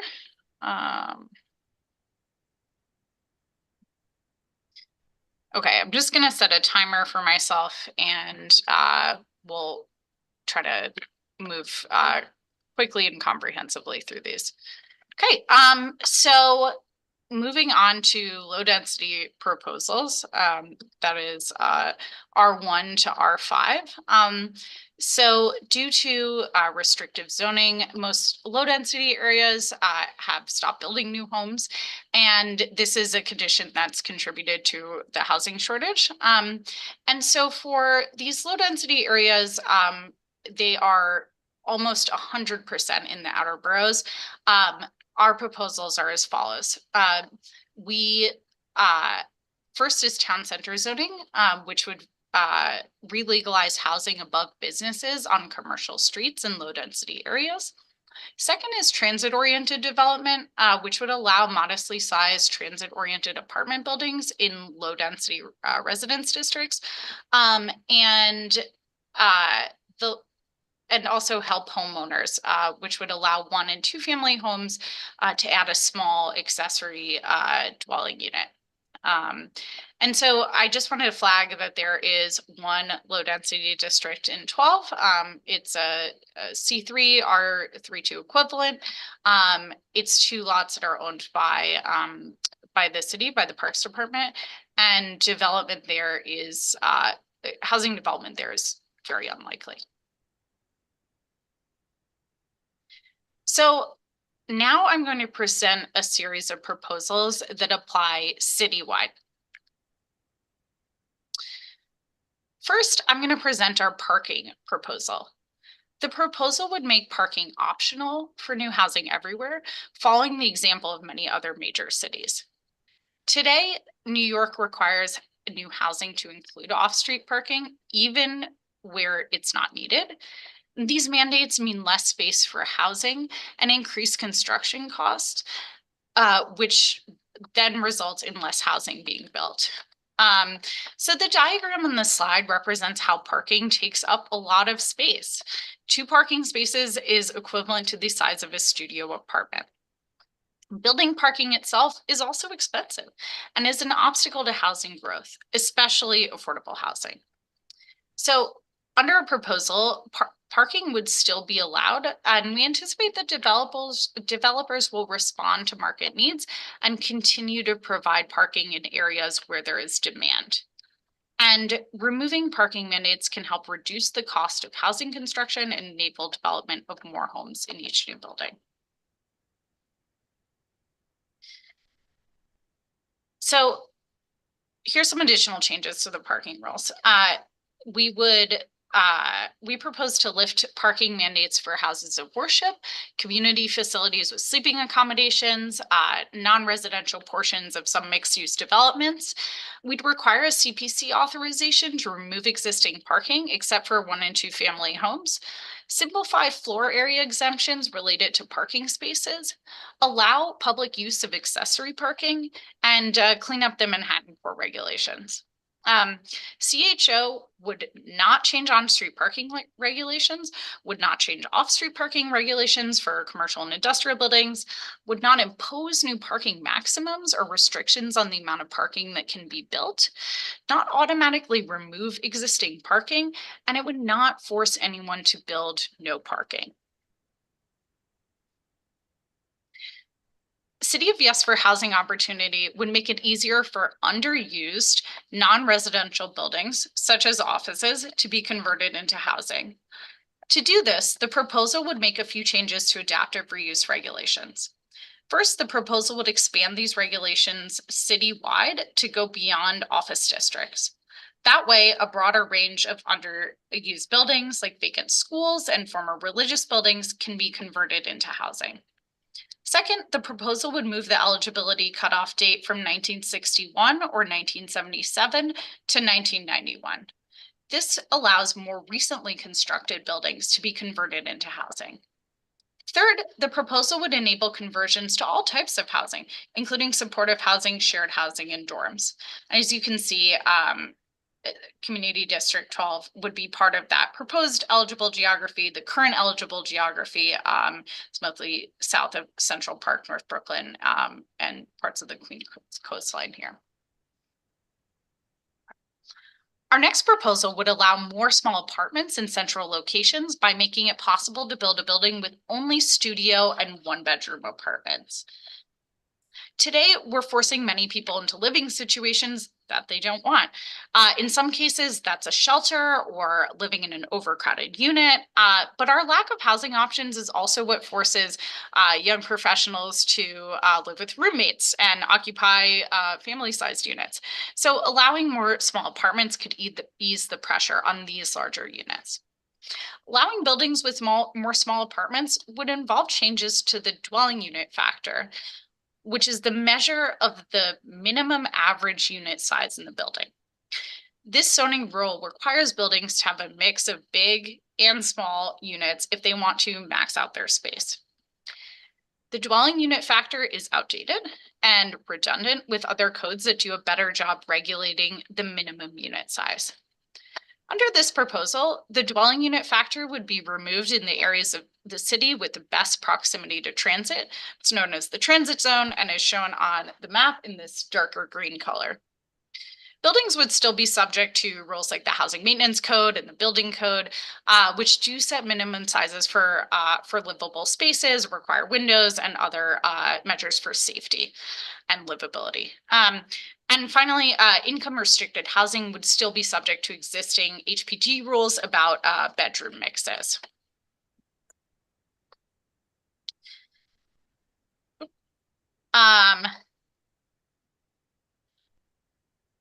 Great. So the proposal would also develop clear rules for building shared housing or homes with private bedrooms, but shared kitchens and other common facilities. Zoning currently does not have a clear path for building this type of shared housing. Creating clear definitions and rules would make it possible to build shared housing in any multifamily zoning district, enable a range of new shared housing projects, including affordable shared housing, help legalize existing and unregulated shared housing.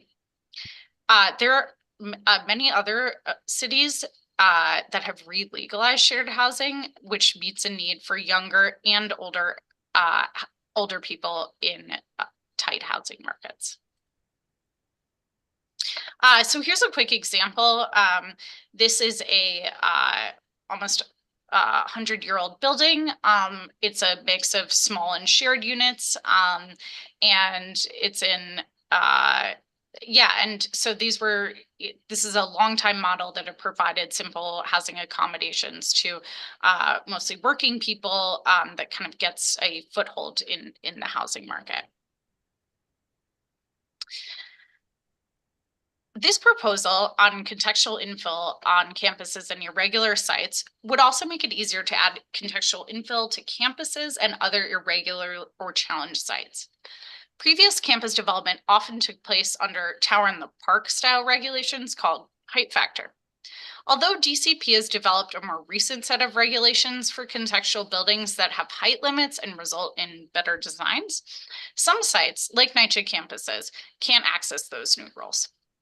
The proposed changes would allow height-limited infill on sites that would otherwise be forced to develop tall, skinny buildings or nothing at all. A variety of other changes would address barriers faced by irregular and challenged sites. These changes include making more sites eligible for contextual envelopes, eliminating the outdated sliver law, which limits heights on narrow lots, in favor of height-limited contextual envelopes, and updating waterfront rules about building design, which currently make it infeasible to build housing, especially affordable housing.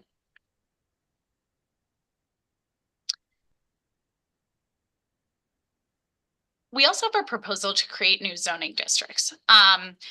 This would involve the creation of new zoning districts above 12 FAR.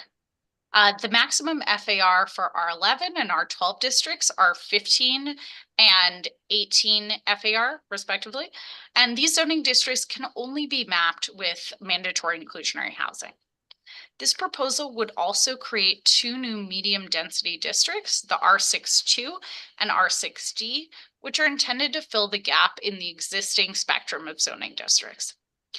No mapping actions, I just want to be clear, no mapping actions are part of the City of Yes for housing opportunity, meaning that a separate action would be required to map these districts if appropriate locations are identified.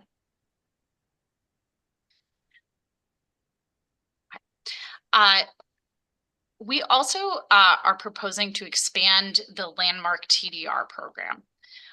This program was created in the 1960s to relieve the financial burden on designated landmarks, which are subject to maintenance requirements and limited in their ability to redevelop or add new buildings to the lot.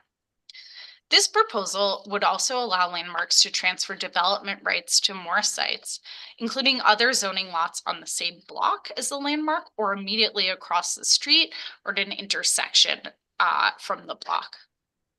The proposal would also streamline the approval process to a certification when no bulk modifications are necessary to accommodate the TDRs on the receiving site, or an authorization when an applicant is seeking bulk modifications. These expansions of the Landmark TDR program would help generate revenue to maintain landmarks while also unlocking additional housing opportunities. I see I am at 11 minutes, and I know I can imagine that folks have questions and comments about the Landmark TDR program in particular. So I'm going to see if we can move quickly and close out the presentation. Does that sound good? Sure. Okay, great. We have a proposal to clarify and simplify the railroad right-of-way as a special permit. Right now, it is confusing and involves extensive cost and procedural burdens. So this proposal would create clear definitions and reduce approval procedures to streamline processes while protecting the original planning goals of the special permit. We would also propose to create incentives for better amenity spaces. Incentives for better quality housing through rules for amenity spaces. This would be an expansion of amenity benefits in the existing quality housing program. Propose to extend floor area exemptions to all multifamily buildings. And update rules to improve incentives for family-sized apartments, trash storage and disposal, indoor recreational space, and shared facilities like laundry, mailrooms, and office space.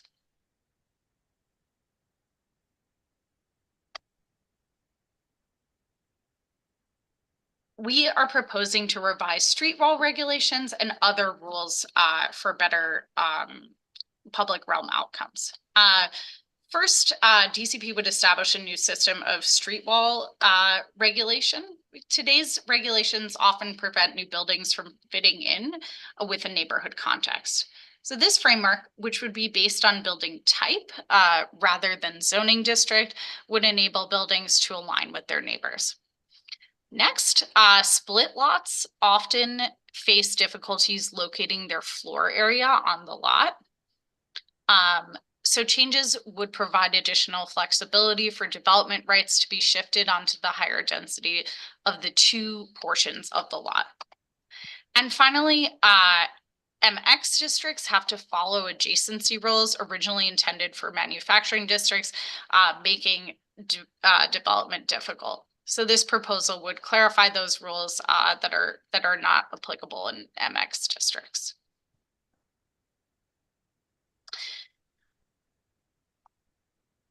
Finally, we have some new proposals around special districts. So we all know New York has a very diverse array of special districts that have been enacted to further neighborhood planning goals. And as a general approach, the current proposal carries through any relevant changes to the special district in order to ensure these areas also have appropriate housing opportunities. In order to be respectful to the special districts, rules will be modified where the changes directly conflict with the special district's goal. For instance, many special districts have FARs that differ significantly from the underlying zoning, like R8 in portions of the special Clinton district. In those instances, the new UAP FAR would build on the special district FAR rather than simply eliminating it. And this proposal takes a similar approach when considering the interactions of other components and the special rules contained in special districts. I would welcome a conversation about how this proposal interacts with the Inwood Special District, following up on Graham's comments, and I'm hoping that we can return to that at a later point in time. So to wrap, the changes we walk through today are the most significant proposals in City of Yes for housing opportunity. Overall, this text amendment aims to create a little more housing everywhere so that each neighborhood does its part to address our housing needs, and a few neighborhoods don't feel the intense pressure they do today. It's not just about housing, though. It's about more types of housing. Multifamily housing, where it's currently not allowed because of exclusionary zoning, homes of different sizes to meet different people's needs, and crucially, far more affordable and supportive housing.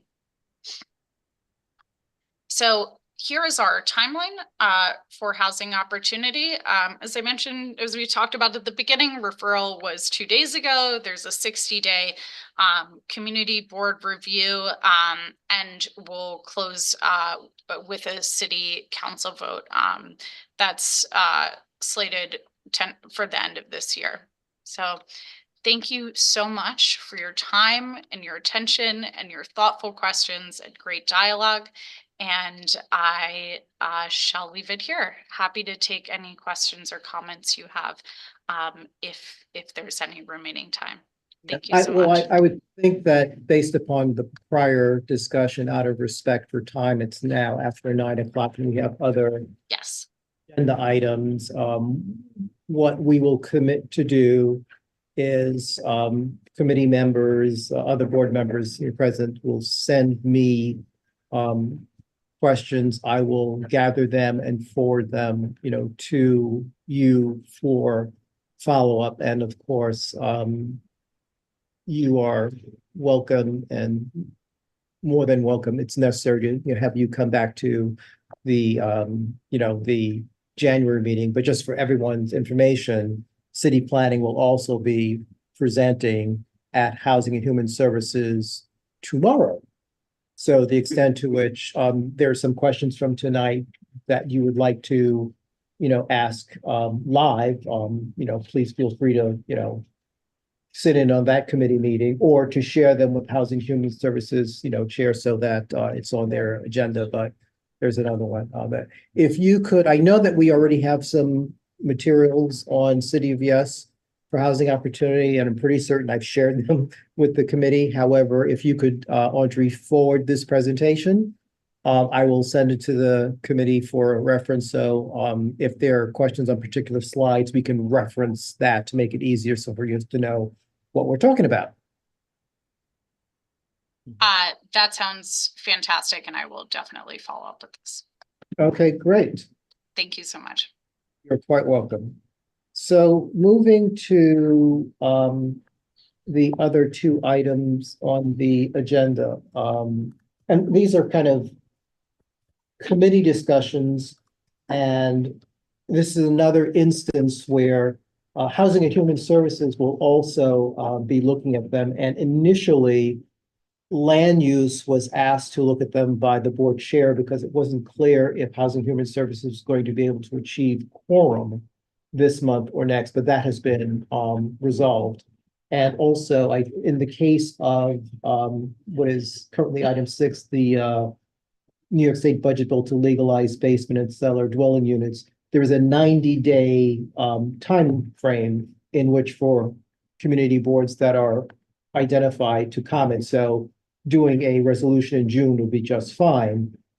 Similarly, with the Faith-Based Affordable Housing Act, that is something which as part of the budget, I think is approved, but is subject to amendment. So just, briefly on the faith-based housing, the reason that came to the concern of the land use committee is because some of the preservation advocates has raised concern that the way it is written, or at least the way they were reading it, it could be interpreted that although those regulations do not require the demolition of landmark buildings, it would permit it.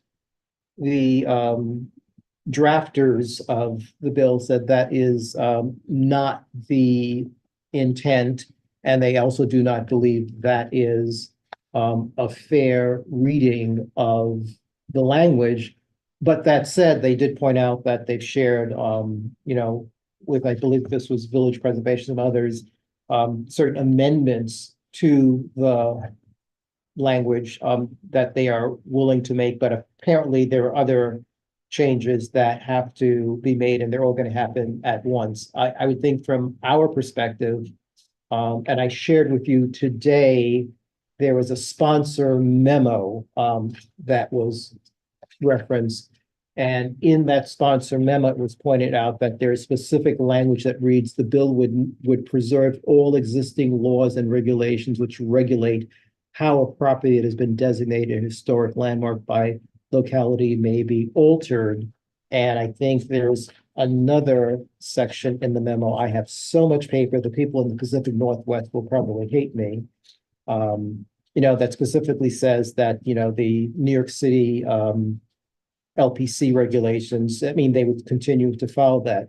From my perspective, if the bill as is written is in fact modified so that, the intent as outlined in the sponsor memo and in these, follow correspondence states that, I wouldn't have an objection to it. If it remains vague, then that would be problematic.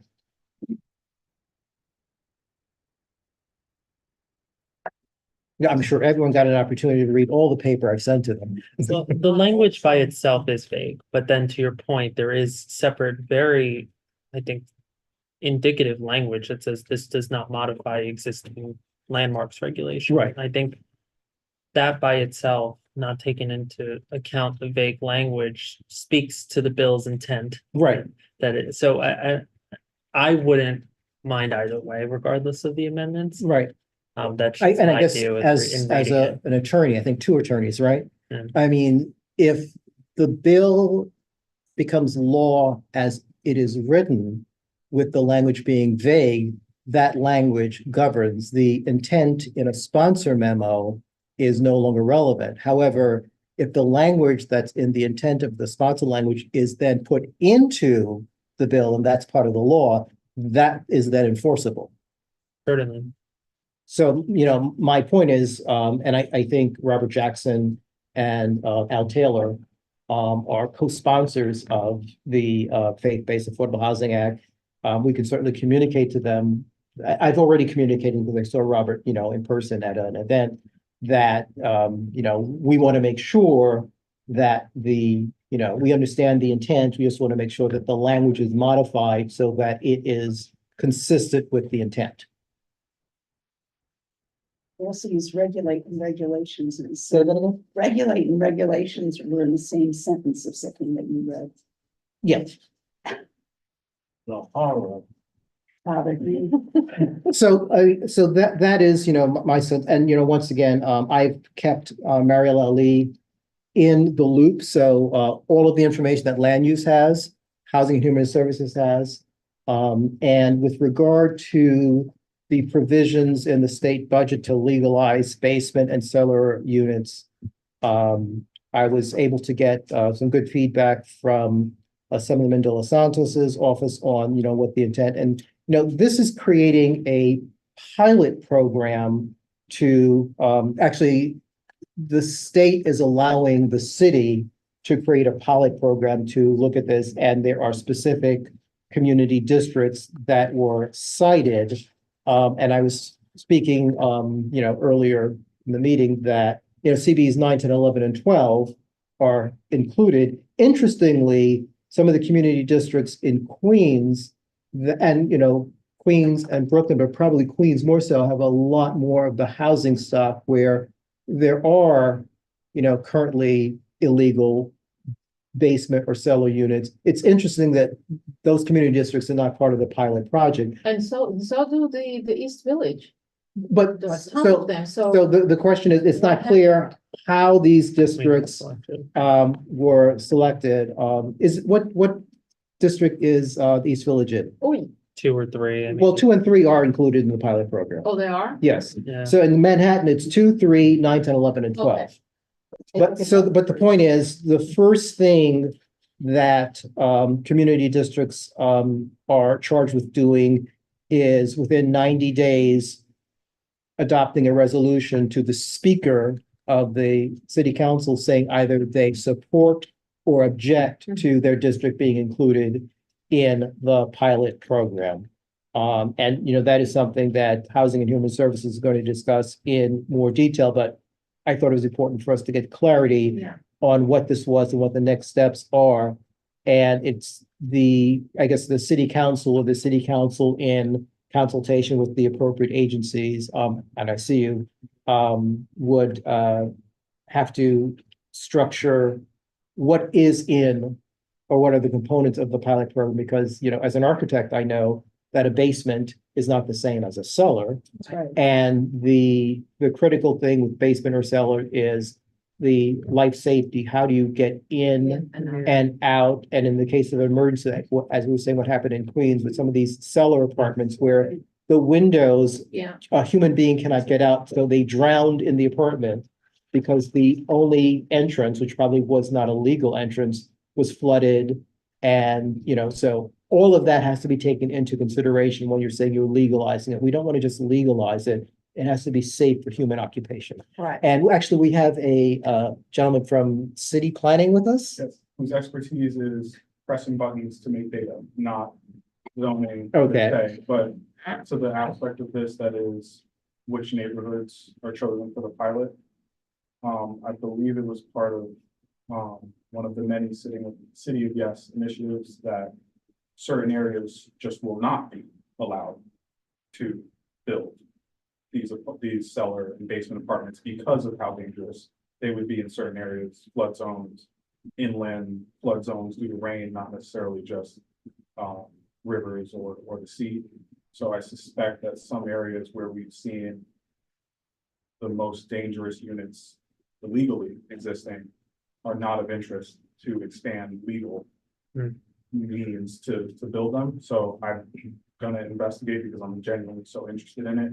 What areas in the near future will it be explicitly where it's already illegal, not pursued for legal means? Right. I think there's a balance between legalizing things people are already doing and pursuing the construction of these things where it's predictably safe to do. Right. And climate change makes it hard to predict genuinely where it's safe to do this at all, but.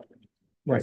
And we would appreciate that follow-up, but I would think it's kind of the logic of, the bill isn't talking about building new, it's like legalizing existing. And when I was in graduate school, so this is like 1980, we did research on infill development, and at that time, the city had an infill development that basically looked at, you know, legalizing these, you know, basement or cellar apartments, and a lot of their focus was like Queens and Brooklyn, I think mostly Queens. And the extent to which they exist, but in some of the write-up, they point out how difficult it is for property owners to legalize them because of all of the restrictions against it, and the rationale for putting this bill in place and having the pilot unit is to look at ways of getting the obstacles out of the way. I guess the question is, some of the units that flooded, it wasn't because of climate change, it was because of the physical nature of the development. Those spaces were never intended to be habitable spaces or standalone habitable, because if it was, you know, if you threw the teenage kids downstairs because they were annoying you, but they could still come upstairs, But if the only way to get in is kind of the cellar stair, you probably, if it's illegal, you can't go to the bank to get a loan to renovate, to get a more legal means and you probably can't excavate to create an areaway so that you have deeper, but there are things that you can't do because the bank will say, that's not legal. If you were to make it legal with some, parameters of it's legal if you do X, that would seem to address existing concerns as opposed to saying we're going to leave it alone, because leaving it alone means the current situation, which is deadly, simply continues. And what is under the radar, sort of the black market of housing, just continues. And you are doing nothing to address the dangers to, life safety. So I'd be really interested in, I think OC was first and then. So there are a few issues that we will have to talk about. One is, once we legalize those apartments, the city legalized those apartments, what happened to the building superintendent? Because right now they are residing in some of those basement apartments. Are they gonna be kicked out? What happened to them? And I'm assuming the FDNY will have to yay or nay those apartments according to the, not just the existing condition, but a condition that it'll have to be, be renovated or updated in order for that apartment to become legalized, right? So there is that. So where is the FDNY? In that process, there will be something that we'll absolutely need to know. But my concern is who is gonna lose those apartments that, the superintendent are living in some of those apartments right now. So it's something to consider. It's beyond just a rentable apartment. And my third question is, what happened with unlegalized spaces in co-op and condos that right now they cannot rent or sell? Will they be able to sell those apartments? Well, are you talking about spaces that are basement spaces? That there are basements with windows and doors, but not legal sellable apartments, even though they have kitchens and bathroom and all that. Could a co-op sell an apartment once it's being legalized for rent or for living? Well, presumably, but once again, these are questions to be posed to the folks but presumably, if it is a legal habitable dwelling unit, there would be nothing preventing it from being leased or sold. Okay, so having shares behind it. right, you have to add shares and also. Yeah, but that's all of that stuff, but that's the Right. legal side. And in many cases, like, my building, when it went co-op in 1982, I think there were 20,000 shares issued to the corporation. At the end of the day, with every unit sold, it's only like 6,400, shares that were actually done. But so I think any corporate condo, there is a bulk number of shares that are issued as part of the corporation. I don't know if any of them actually go through all of that, but there probably is a way work with the Attorney General if you did that to increase the number of shares available. But what you point out is interesting because in many cases, particularly if you're looking at certain duplex units, and you have, in theory, bedrooms in the basement. Now, They're not allowed to. Now, from the practical purpose, Heidi can decide to use it as a bedroom, but if Anthony is with Chase Bank and he's looking at what is the C of O said, the C of O says it's a 1-bedroom with a rec room in the basement. Right. That's what it is. The space downstairs is not habitable, but in many cases, real estate brokers will represent it to be a 2-bedroom apartment. It's not allowed. But they do it all the time. But Jim. I want to get back to your initial point because I think that's key. These new spaces have to be safe and not just from flooding. It turns out, and I don't want to get into the woods about who lives in these apartments, whether the super gets kicked out, whether co-ops make money off of them. None of that is relevant. What's relevant to me is that in case of an emergency and not just flooding, like Fire. a fire, for example. Life safety. That the people who live there can get out. And the other thing is, in most buildings, a lot of the infrastructure is in the basement. And some of this, although it's not inherently dangerous, you know, living next to a boiler is not as safe as living in the penthouse, probably, unless we don't have a good roof or something. But the point is that, so I want to commend you and sort of, you know, second that, you know, our prime consideration has to be the safety of these residences. And you don't just weaken the safety rules and go, oh, look at all these places that people can now die in. No, that's not what we want to do. You raise an interesting point. I was having this conversation with the gentleman who's the current president of the New York chapter of the American Institute of Architects. And this would be more so if people were converting new, but even for existing, what are the environmental conditions in the basement? Because if you have fuel oil, if it was used for storage, you know, how does that impact what is supposed to be the habitable space? I believe, I don't know if you were part of it, but when Obi Bing and some others were looking at what was happening with the gas station on 155th and Broadway, and how the people in the adjacent building did not know that the fuel leak from the gas station was seeping into the basement of their residential building. And there were fumes in the basement that were coming from, you know, the fuel. If you are in an apartment that is adjacent to the boiler room, or more importantly, adjacent to the room where, you know, the fuel is stored, is any of that having an environmental impact on the habitable space? So, but that I think all falls under the issue of life safety, you know, health, safety, and welfare, you know, must be key. And which is why I think, you know, even in the areas of Queens where they might say, well, we don't want to do it, if the units are going to continue to be occupied, what actions will the city take to ensure that health, safety, and welfare of residents is protected?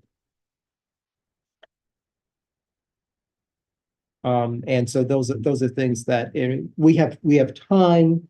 If there is I don't know if there's a resolution that land use would need to do alone, because I think we could feed that into whatever Housing and Human Services does, but we should certainly let them. They're interested in saving lives. I bet they're interested in saving lives too.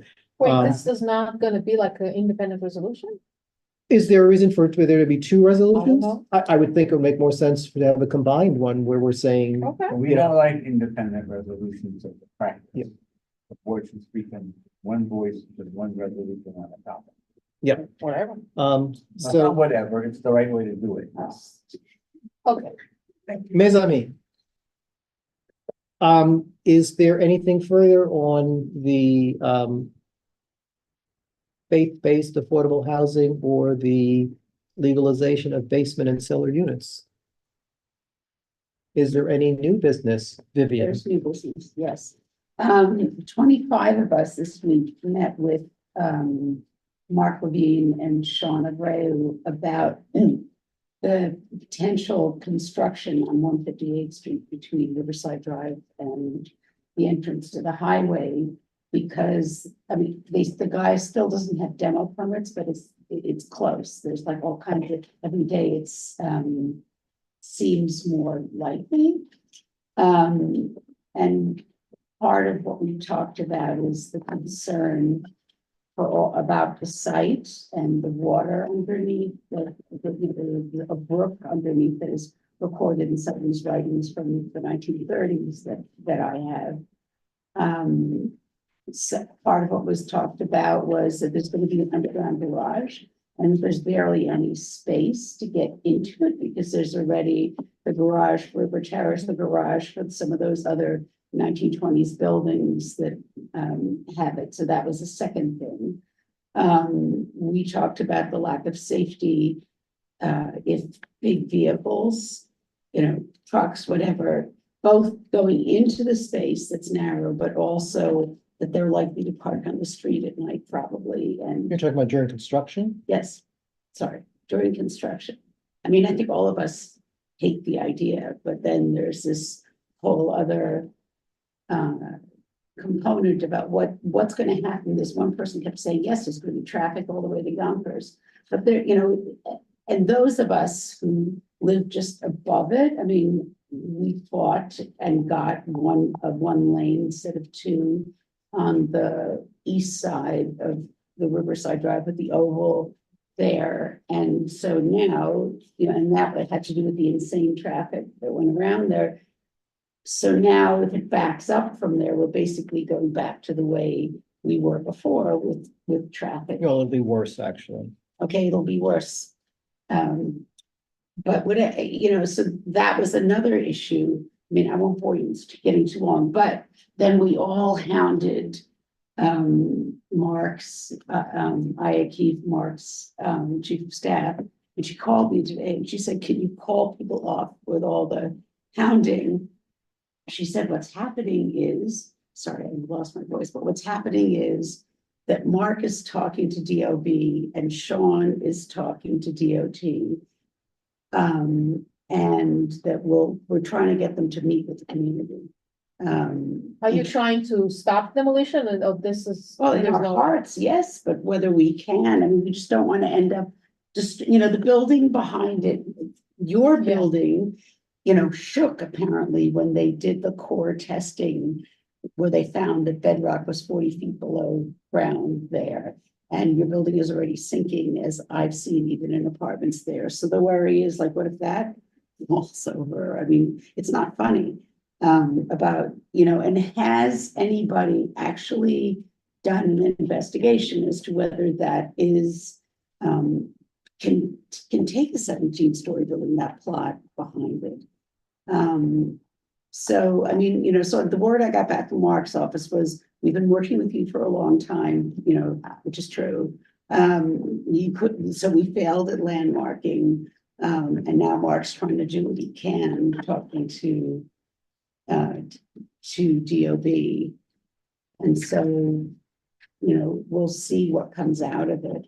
I guess for us, we met with him on the 25th, was Thursday, so it's now already Wednesday, and everyone's going berserk that there isn't an answer, but every day that goes by is dangerous in the neighborhood. You should buy the lot,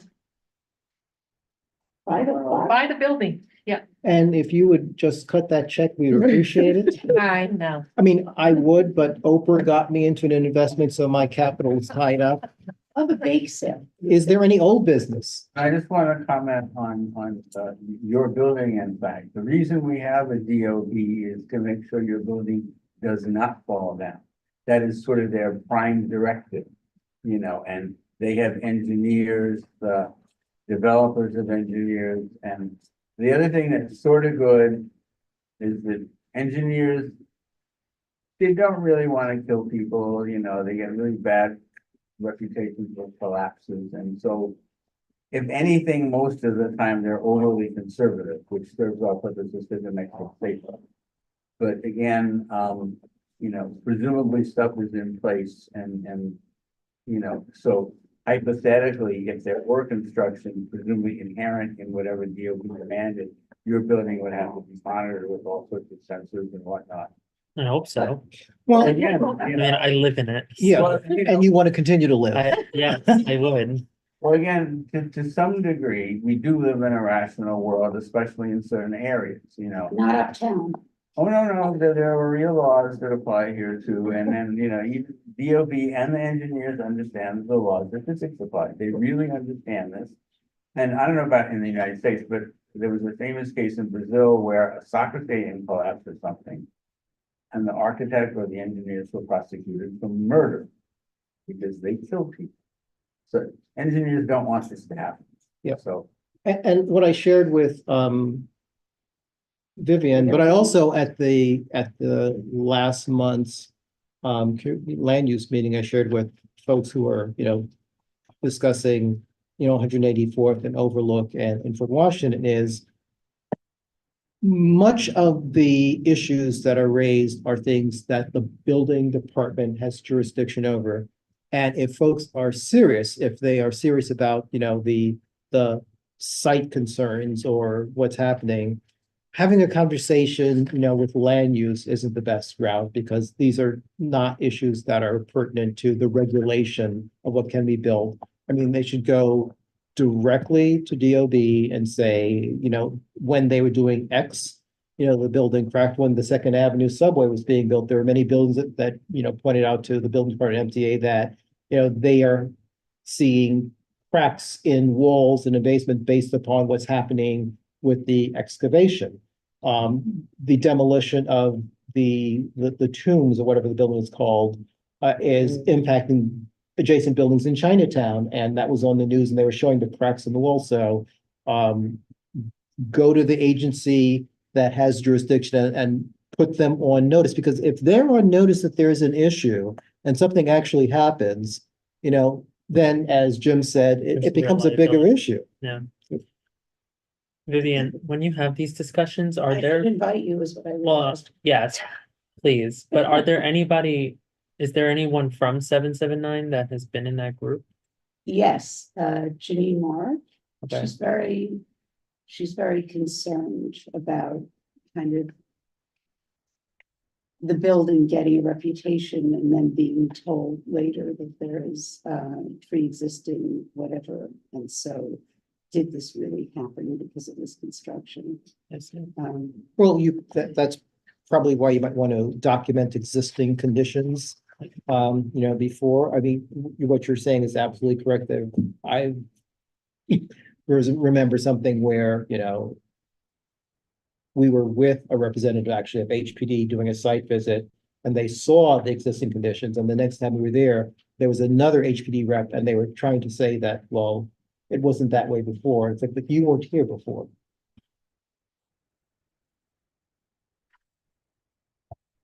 And that there are two buildings on either side that are refusing to sell at the end, and then there are the 6 buildings, and then there's another, and one of them I know has sensors through it, but it's like, is anyone gonna care? Yeah, well, but the point is, you've gotten the borough president's office attention, you've gotten them to respond. And in terms of, regular, citizens accessing, DOB, the reality is, as annoying as it may be, if you call 311 and say it's a DOB issue, when you get your referral number, I mean, that gets sent to DOB, and you can provide that number to the borough president's office or to your elected officials to have them follow up with DOB. So if you can't get through directly, you've created a paper trail that there was a complaint made on X date and what the nature of it was, and here's the number, and give that to someone who, we elect them, we pay them to work for us, have them do that, work for us. Is there a motion to adjourn? I move we adjourn. I'll second it. It is 9:35. We are adjourned. Buonanotte a tutti. Likewise. Have a good night, all. Good night. Good night.